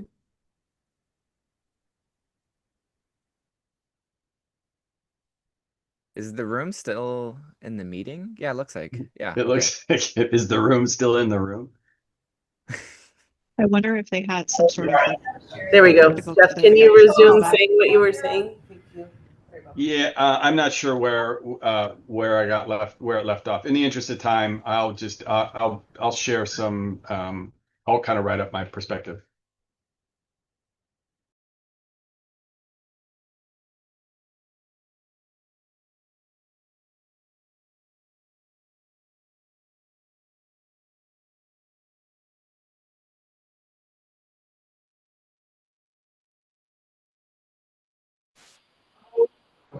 Okay. Yeah, could you go forward one slide? Yeah, we just asked her to take down the slides. Okay. I think that was it. Okay. If I didn't You basically did up on those. Reviewers, right, exactly. And just And can you hear us online? Can you hear us? We can hear you, but we did lose a bit of time. Okay. Okay. You hear us now? Okay, I saw a thumbs up from Abe, thumbs up from Kim. Okay, they can hear us, right? Parsa Chanrami here. Jeff, did you want to finish your thought? We left off at yours talking about sort of an analysis of reviewers that may have issued lower scores, potentially for a batch of applications. So that's where we last heard you. Yeah, thanks. Just that I think we've got more work to do. We've got data that we can use to analyze to inform the next RFA.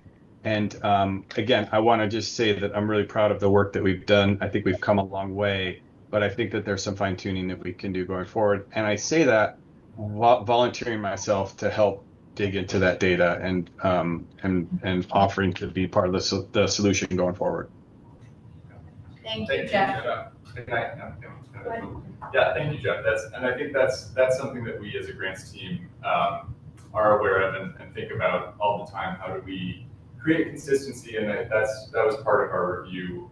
I'm sorry, not review, rubric training. And so we tried as much as we could this time to have very specific guidelines for how to rate questions and what constituted what number score. And so but we recognize that there are some people who will always score harder or easier, and that is something that we continue to think about and analyze.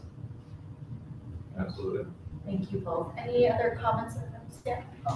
For our next meeting, if all the claims have been submitted from the 23-25 biennial, like if there's leftover funds, like what happens with those funds? Because with 25-27, it perhaps subsequent biennial getting tight, like what's the process look like if there's unused funds from 23-25, can that be spent in 25-27? Does it go back to the legislature and things like that? Like how does that go? Score Bucher, yes, great question. So general fund dollars do go back to the Treasury, so we can't hang on to any general fund dollars. We actually didn't have a lot of leftover funding this biennium. We try to encourage folks to use their funds and redistribute funds in some cases if they get returned to us. We encourage people to give us money back if they can't use it. So we try not to leave much on the table. The only money that we could potentially use after the end of the biennium is the Title 20 money. So that federal money, that actually is on the October through September federal cycle. But it's really only about 3 months of additional time. And I don't believe there's very much left there either. I think most folks spend it out. So yeah, that's a great question, but we don't really tend to have a surplus of what's left in general funding. Same with re-engagement dollars. Thank you, Sam. Thank you, Cord. Melissa, is there anyone else online that had a comment or question? Not that I've seen so far. Nate had a right over there. Or Nate said he'd help with the effort that Jeff offered to help with that. Thank you in the chat. Yeah. Awesome. Thank you, Nate. And I just wanted to echo, this is Parsa Chanrami. All of the work the grants team and the volunteer reviewers put into this process. I got to participate as a reviewer this time and appreciate how organized it was and the resources and tools and the training you provided, and looking forward to, as we take stock of this round of grants, what are things that we learned to continue to build and make improvements. And it was exciting to see how all the feedback that had been gathered from the last round have been incorporated this time, and how that continued to enhance the process too. So thank you. And maybe someone got a batch of, it's also possible, I may get a batch of proposals that deserve a lower score based on the criteria that we created, the rubric.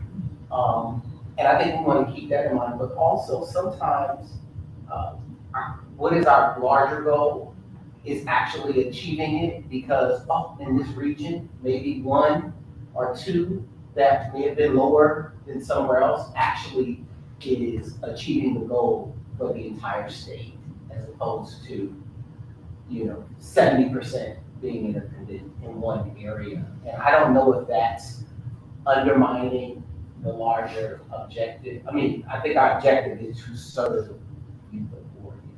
And so anyway, because maybe the score is lower, but the impact may be higher. How about that, right? So, and I know that's part of the criteria, so people want to keep that in mind. It's not just numbers, it is really very holistic. So. All right, with that, I think we are, is there anything else before we break for a quick lunch? Thank you, Carson. Roundup, and we're a little bit behind, but I think we are at a point where I'm going to look toward Melissa. Maybe is it get food, which is somewhere. And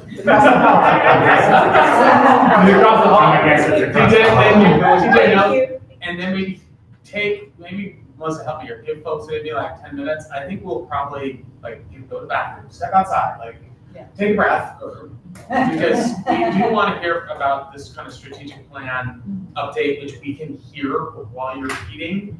And we're about to go for a tour in roughly half an hour. So I think we want to get food, get a breath, and then come back to the table, and that in about 10 minutes. And then we'll get back to presentation mode for maybe a little more truncated. We're going to do a long, slow. Right. No, TJ. Do it in between bites. Really quick, again, I got to get ready to go to another meeting, but I think as I was sitting listening to that presentation, I'm a little, as a tribe, I guess I'm a little dumbfounded, and this brings me back to the conversation I had earlier about the tribes and the lack of, recognizing tribes. But if I heard you right earlier, you said that tribes get a added weighted score to what their score is. But I guess my worry is that I looked at Central Oregon on there, and for Warm Springs specifically, because I'm in Central Oregon, obviously our tribe there were only 8, if I seen that right, or 11 or 10 according to whatever number you looked at, whether it's on the chart of the map or it was on to the left of it. But my worry is that, to me, it sounds like the tribes have to go out and compete with 331 other applications, because if there's 9 tribes and 9 tribes are applying, that means there's 340 that were in that biennium or the current biennium that were applications. So they have to go out and compete against 331 other applications based on whatever criteria there was for that.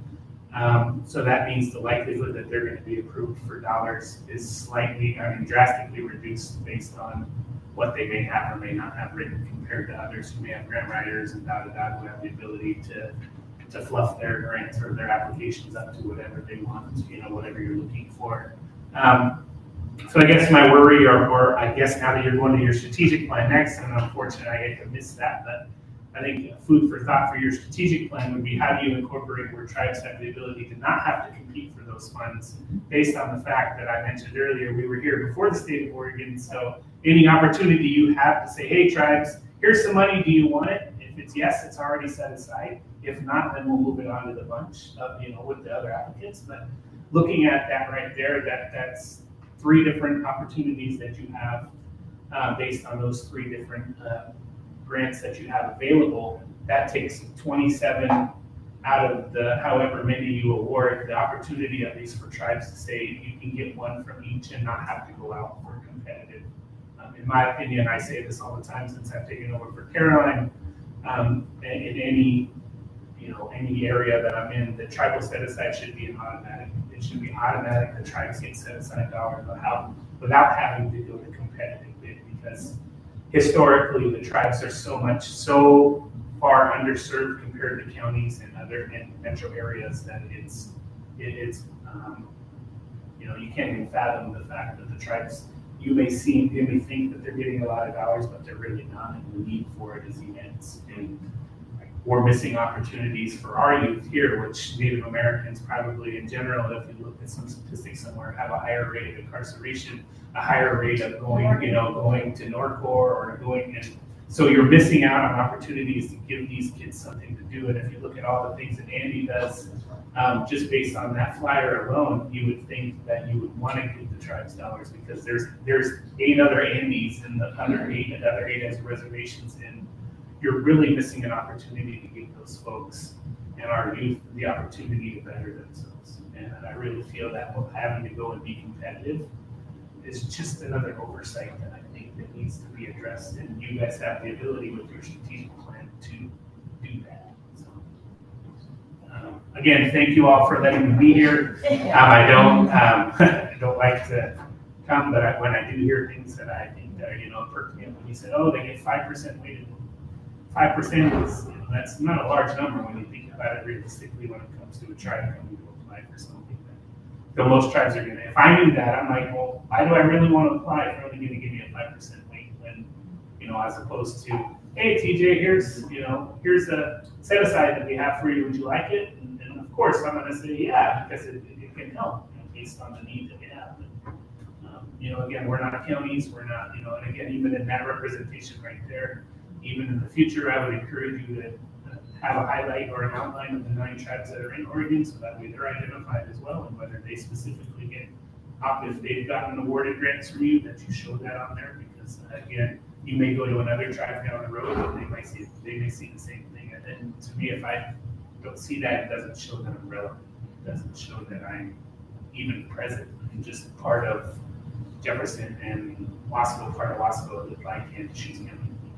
I mean, again, we're not a county. We're our own sovereign nation. We're our own tribe. We're our own, realistically, a country within a country. So to be identified like that, and those are the little things you may not think of, but people who've been through it and have seen it and who understand it, as I'm starting to understand, is something that I really think is a huge, and maybe a huge missight, in my opinion, that could be very, it could even been thought of when you're developing that slide in particular.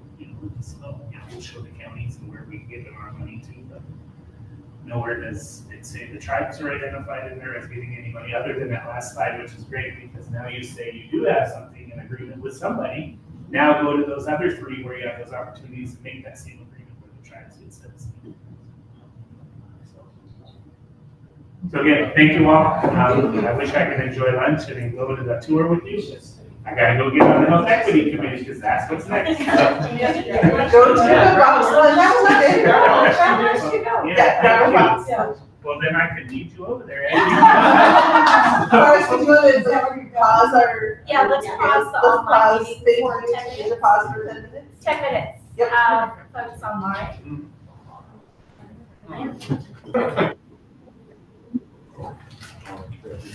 Thank you very much. Welcome back to the meeting of the Youth Development Council. It's in September 11th, 2025 at 12:13 p.m. So I'm going to pass it to Cord to do the update on the strategic plan.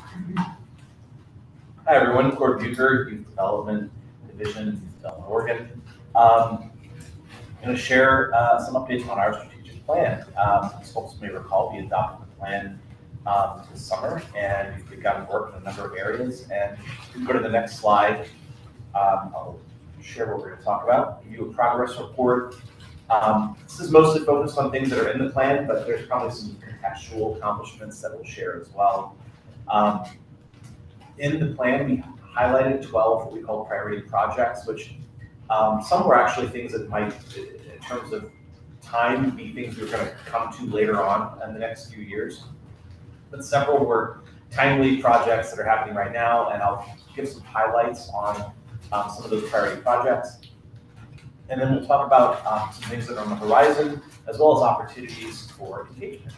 If we can go to the next slide, we'll talk about the progress that we've made. So there were a number of parts of the updating our RFAs for 25-27 that were in the plan. And we've implemented a number of changes based on the plan and that third-party review we mentioned earlier.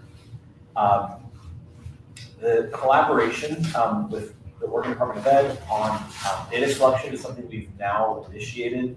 There are a couple of places in the plan we talk about goals we have around our data and what we'd like to know. And some of that work is working to do in partnership with ODE, and we've begun those conversations. and making some progress there. Continuing Youth Development Council recruitment, we've implemented some meeting refinements. We have committee work either underway or in the case of the strategy committee. Our first meeting is coming up next month. We'll talk about that in a bit. We are currently planning for our grantee convenings. Looking at the expanded participation, it is of course for re-engagement and job and work readiness grants will be required to participate in these convenings. Other grantees are of course welcome to participate, and we're also looking at ways to continue to increase involvement from community partners and state agency folks to try to really use these convenings as a way of creating a bigger table around our work. We also have a plan to begin another community engagement cycle in early 2026. Next slide, please. Next slide, thank you.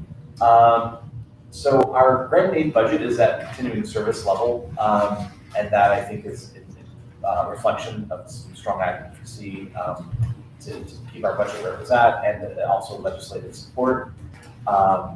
We also got additional funding in our budget for, this is for the East Metro Outreach and Prevention and Intervention Program.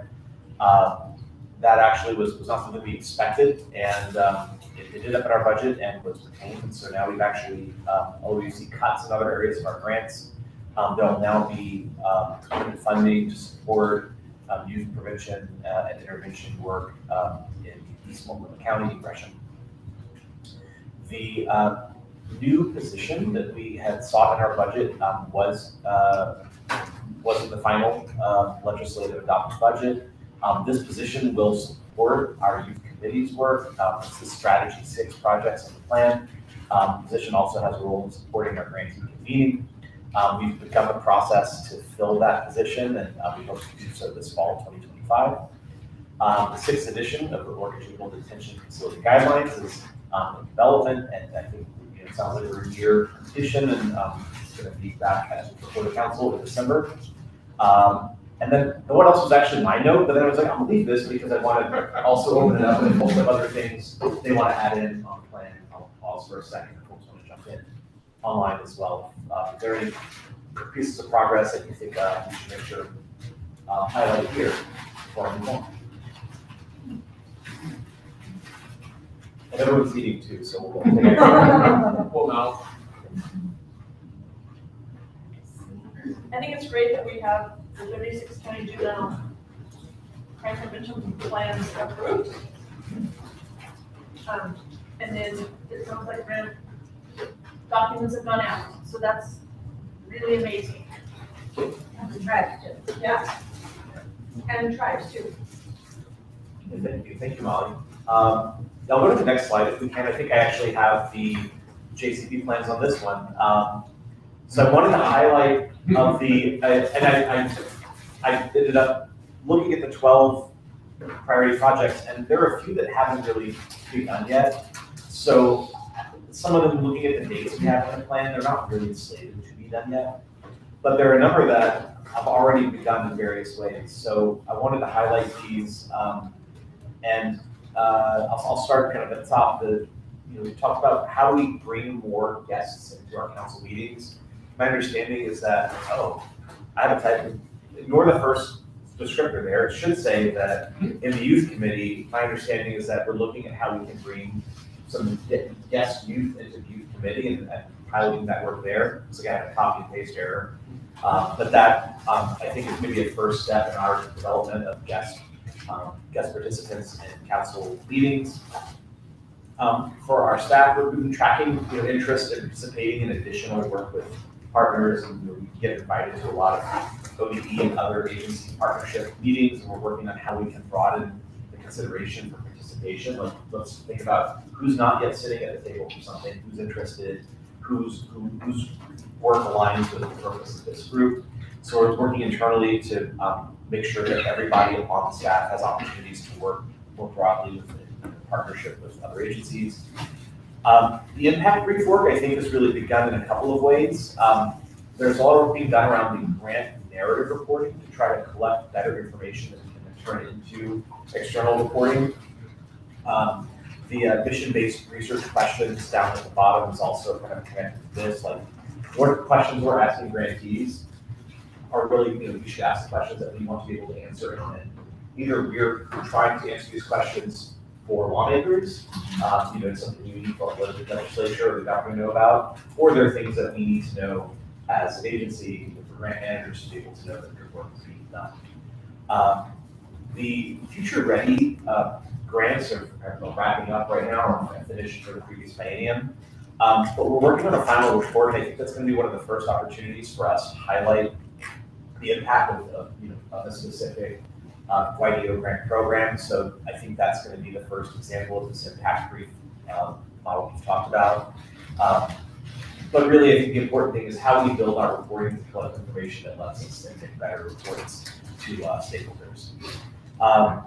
I'll jump at the bottom, and then I actually do want to kind of pass it back to Molly, and if you have anything else you want to add about JCP or the title to the 3-year plan and probation reform work.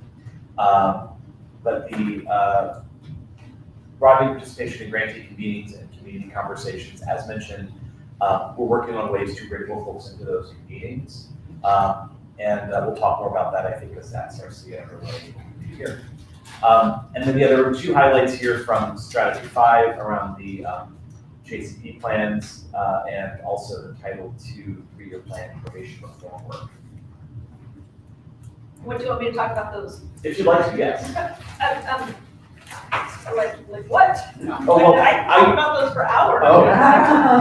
Well, I got Anya to give me a quick highlight, but I thought that I know less about it, and I know that the work with the Oregon Judicial Department on probation reform I'm less familiar with, so that I think I give you some quotes. Okay, so let me do the JCP we've talked a lot about and the tribal work. I really just want to highlight, she's not here today, but Caroline Cruz and now TJ will continue that work. It's really around the tribal best practices and teaching us how to use tribal best practices and the real desert in the juvenile crime prevention side around SUD. Those are truly my highlights out of looking at all of the plans this last year. Is just that piece of it. The 3-year plan, so our state advisory group is what it's called. That's who we all are to inform the federal government on our work for the Office of OJJDP through the Office of Juvenile Justice Delinquency Prevention Act. And there's really key strategies in that act that are things like deinstitutionalization of status offenders, so we cannot put status offenders in detention facilities across the state of Oregon. It also includes sight and sound, so that juveniles are not known where adults are. It also has a very specific work on, in Oregon, we take and use the work on racial and ethnic disparities and working on decreasing the disparities. And there's 6 key components. I'm gonna miss a couple of them, but they're just kind of general things we aspire to in Oregon. And so our plan that we write every 3 years focuses on the work that we've built on and meeting the federal requirements. So what we have chosen to do for the upcoming 3 years is probation reform. And we sent a team for a full day at the Annie Casey Foundation in Baltimore a couple of years ago and have built kind of the foundations for probation reform. And so there's some small grants. When we talk about this is not a huge allotment of money. It's $600,000 that goes across the state. But so that is our state advisory group, and that is what we're working on. Amazing, thank you. There you go. Corey, can I find out for the record? I wonder, as we think about the retreat coming up in November, if we, given TJ's comments, maybe there's an opportunity during that time to learn more across the council around tribal best practice, right? We've got TJ, and I can ask him directly, or Andy, and I can talk. Our Juvenile Justice Committee folks who review plans and look at not just county, but look at the tribal plans, I think have probably a level of familiarity with what we're talking about in terms of tribal best practice, but I imagine across our whole council, and the newer people at the table, that we could, I think we're going to do some learning. That could be a really great time to do some learning around what we mean, what it looks like. Maybe there's an example or two, because it's critically important work. It's amazing work. So that's my one. Thanks, Brian. Court Beaver, again, next slide, please.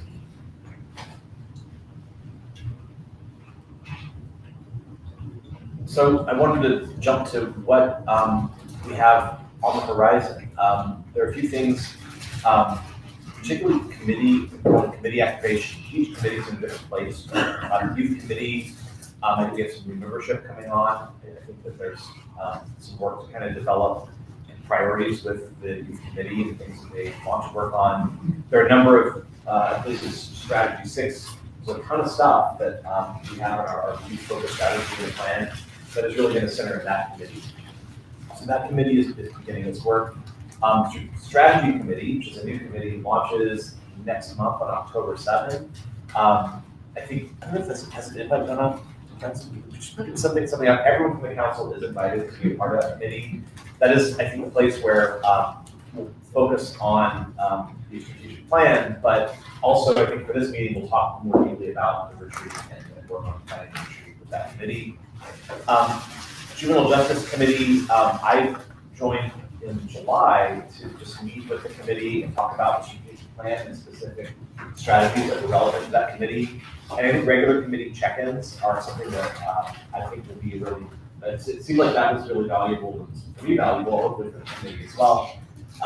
So even though the strategy committee is maybe the place where the most focus on the strategic plans will happen, I think that there's parts of the plan that are really important to each committee.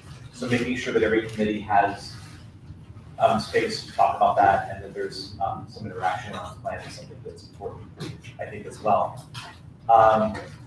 Other things that are happening right now or will be soon, so updated reporting and data processes for all the youth grants, the youth violence reduction, the names have been bounced around, but the youth violence and gang prevention grants, that redesign, is something we'll be working on this fall and winter. Continuing work on staff engagement and professional development. In the plan we had something about website updates just to better share our work on our website. And we've had a plan to do that, which has kind of gotten pushed. We made some tweaks for around our grant process, but we have some work to do there. And of course, as mentioned, the new position, we will be filling that new position. That will provide a lot of additional support in a number of areas of the strategic plan.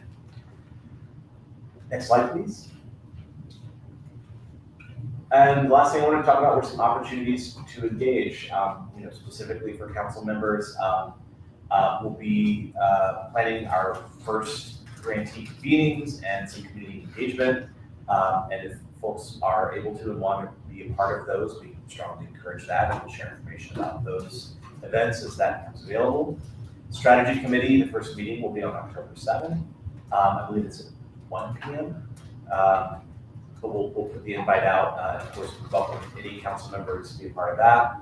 Again, the goal of that meeting is planning for the retreat, reviewing the strategic plan, talking about our progress and implementation priorities over the next calendar year. And then talking about the 2027 legislative mission, because it's already time to begin planning for that. So I think we've got a lot on the plate for that first meeting. So we hope that folks will join. And that's what I've got for an update. And then open it up to council and everyone else. If you have questions or comments. Any questions, comments from folks here in the room or online? I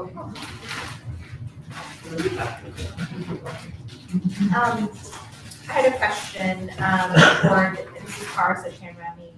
Could you just give a sort of quick crash course of how a newer council member would join a committee and what is the sort of estimated time commitment? I think that's helpful for newer council members. Sure. I think so we haven't sort of asked folks to sign up for the committee. I think that for the first meeting, they just want to open it up to folks to come and be part of the conversation, and then we probably, I think following that, ask particularly those who attend, like, if you want to join the committee, to participate. Right now, I think we're looking at quarterly meetings of that committee, because I think when we have more intensive work to do, this work group model where we said, hey, we need to work on the RFA or we need to work on X, we've created opportunities for that more frequent work. And so I think for the strategy committee, it would be a quarterly meeting, probably an hour and a half or so. We will be looking for a committee chairperson. And I don't know that we're going to get that done in the first meeting, but that's maybe an opportunity to do a little bit more to help to kind of prepare for the upcoming subsequent meetings. In terms of the retreat planning specifically, there might be a little bit of work, that folks choose to take on as we get ready for that retreat in November. But given the short timeline, I think that we're really looking at the interests, desires of the committee, what they want to see happen in the retreat, but staff will probably take on a little bit of work to prepare for the retreat. But I think in terms of time commitment, I can't speak for other committees. I know that the Juvenile Justice Committee does a lot of work around plan approvals, for example, where there's like a much larger time commitment. We don't yet have anything like that I would anticipate for the strategy committee. And that's obviously, we'll try to determine what the folks who want to participate, what's everyone's interest and availability beyond specifically committees, kind of gauge that. I feel like it's a bit of a sort of slippery answer because I don't know the answer. Thank you, Cora. I think I'm tracking. So first meeting, open invitation to all. See if you want to commit your time to strategy committee, which will focus on strategic planning and planning for the retreat as well. Just building off of for the strategic committee, and I'm thinking about joining that one, for example. Things that I'm thinking would be helpful as we review the strategic plan is just, again, what you did today, but getting a deeper sense of like how we're tracking our progress across the major scopes of work and like where are we, where are there areas of growth that the committee might want to focus on to really prioritize our work accordingly. So looking forward to serving and highly encourage members of the council to serve on one or more, you're not limited to just one, of the committees, so juvenile justice, youth committee, and or strategic strategy, thank you, strategy committee. I think I might be too old. Never mind. Never. Any other questions or comments, and then we'll wrap up because I believe we're preparing to go for our tour at KH Warm Springs Academy.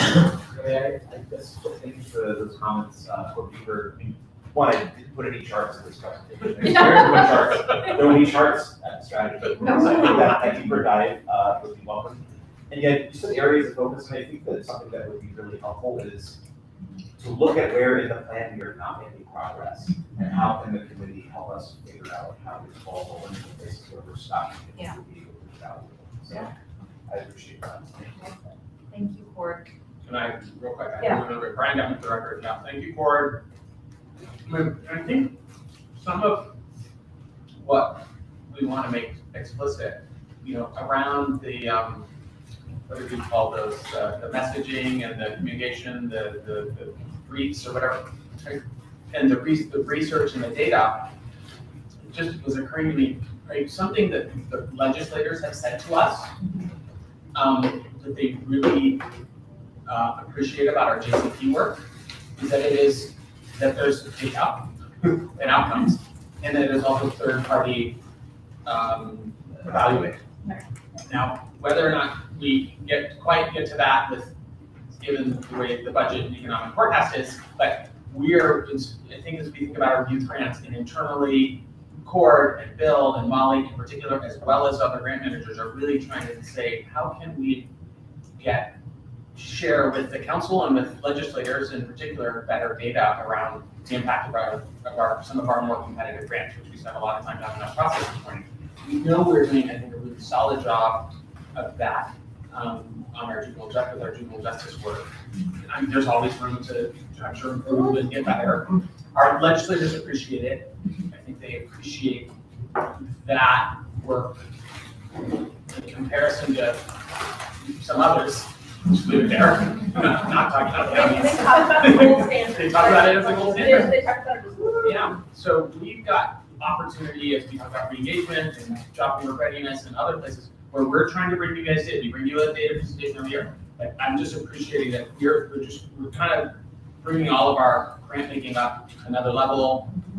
I think we have an opportunity to talk about how we're engaging tribes and ways that TJ highlighted, and so there's work to be done there. So just thanks, and as we go into the retreat, I think we can maybe dive in also a little bit deeper on 2 or 3 or 4 of these and do learning and keep advancing. So thanks. Okay. Anything online? Nope, there are no comments or questions online that I can see. Okay. So with that, we're going to pause the online portion of the meeting. And Melissa, how long would you say we'll pause for the tour? And I'm also looking at Andy. Me too, I'm looking at Andy. Andy's hiding from I would think probably about 1:15. Okay. 1:15. If we go over there now, and just give us 10 minutes to get over there, maybe 20 minutes. Okay. Tour. And then come back. This is Melissa. Online folks, when I get back here, I'll try to go into the online invitation, and from there, I can send an email that will alert you that we're back. I think that's maybe the best way to say we're back in this room, and we'll be resuming soon. That's a great suggestion. Thank you, Melissa. And okay. Christina, oh sorry. I couldn't hear, what is the estimated time that you folks are gonna get to do the tour? Like, is it half an hour, 20 minutes? Is there some kind of time frame? Thank you for the question, Christina. We will be back at 1:15, and Melissa will also email our council. From the calendar invitation, I will try to send an email out to say, look, that we're back. That we're back. Okay, thank you. Okay. All right, thank you again. Good afternoon, everyone. This is Cara Sept, Chair of the Youth Development Council. We are reconvening the meeting. It is 1:50 p.m. We apologize for the delay. We want to thank Principal Lonnie Henderson and Andy Leonard for a tour of K-8 Warm Springs Academy. I thought it was really powerful to see and hear from students, as well as learn more about their program and their support in fostering and strengthening native language and culture in the region. So thank you for that tour. And with that, I'm going to pass it to our committee chairs for a brief round of updates. So any updates from juvenile justice? We've talked a lot Okay, and that is the only committee, so, and then strategy committee. There's no chair yet. Yes. This is Cortier. I'll just say that committee is meeting on October 7th. If you're interested in joining us, please do. Excellent. Thank you so much, Cord, and thank you so much, Molly. Next, we have, youth committee. Hi there, everyone.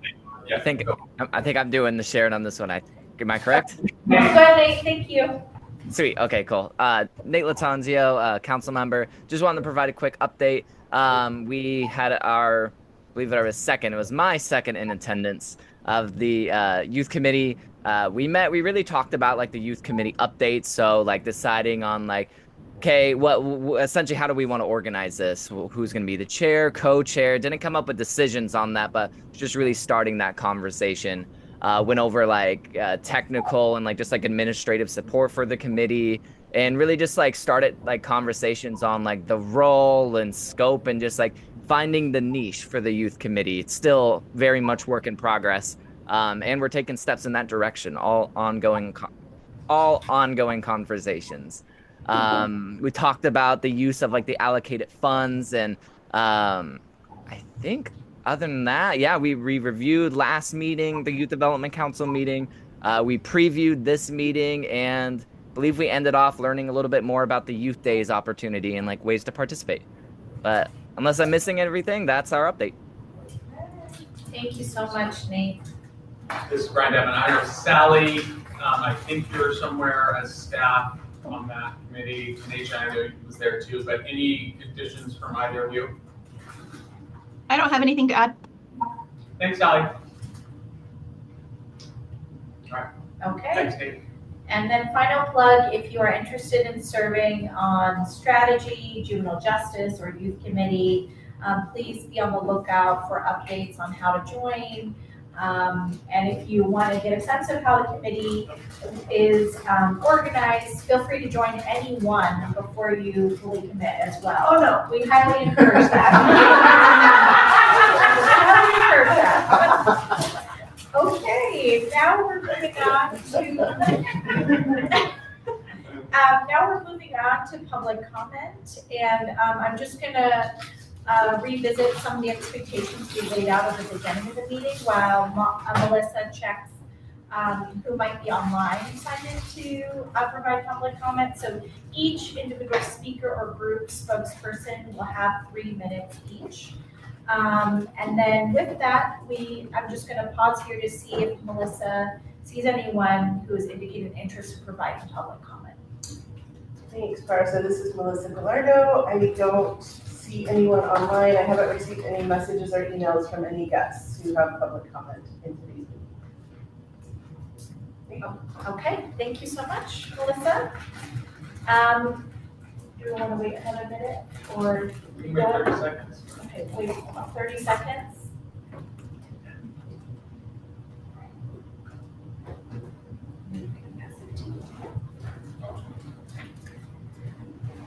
All right, with that, we are closing public comment, and I'm going to pass it to Brian to just sort of summarize next steps and any final discussion. Well, thank you, Parsa. Brian Devon, for the record. This happens, right? We catch up, we figure it out. I do want to really thank members of the council who got together with us as we do 2 or 3 weeks prior to the council meeting to kind of review the agenda. And they really encouraged us to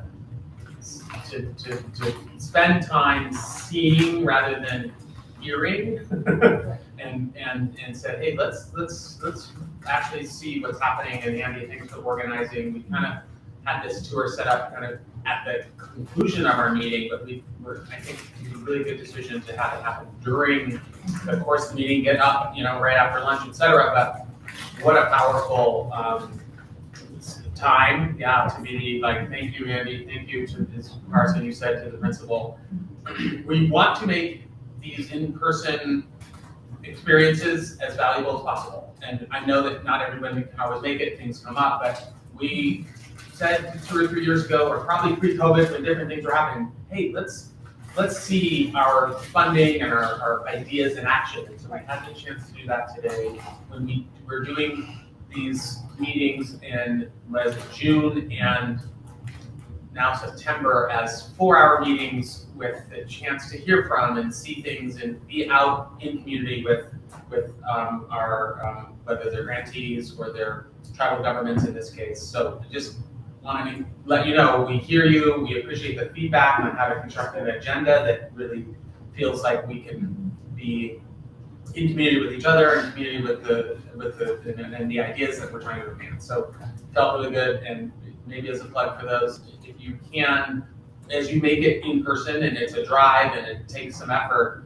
we will do our best to make it worth your time, right? So that something's happening, and you're going to get valuable information and/or about some kind of experience. And I didn't know we were going to have this wonderful drum performance by some of the middle schoolers, and that was powerful and amazing, and an example of something I think was referenced this morning, right? Culture is prevention, and there's more to be learned, and perhaps as part of the retreat we can get more in depth. But these young people coming together in their own language and learning about history and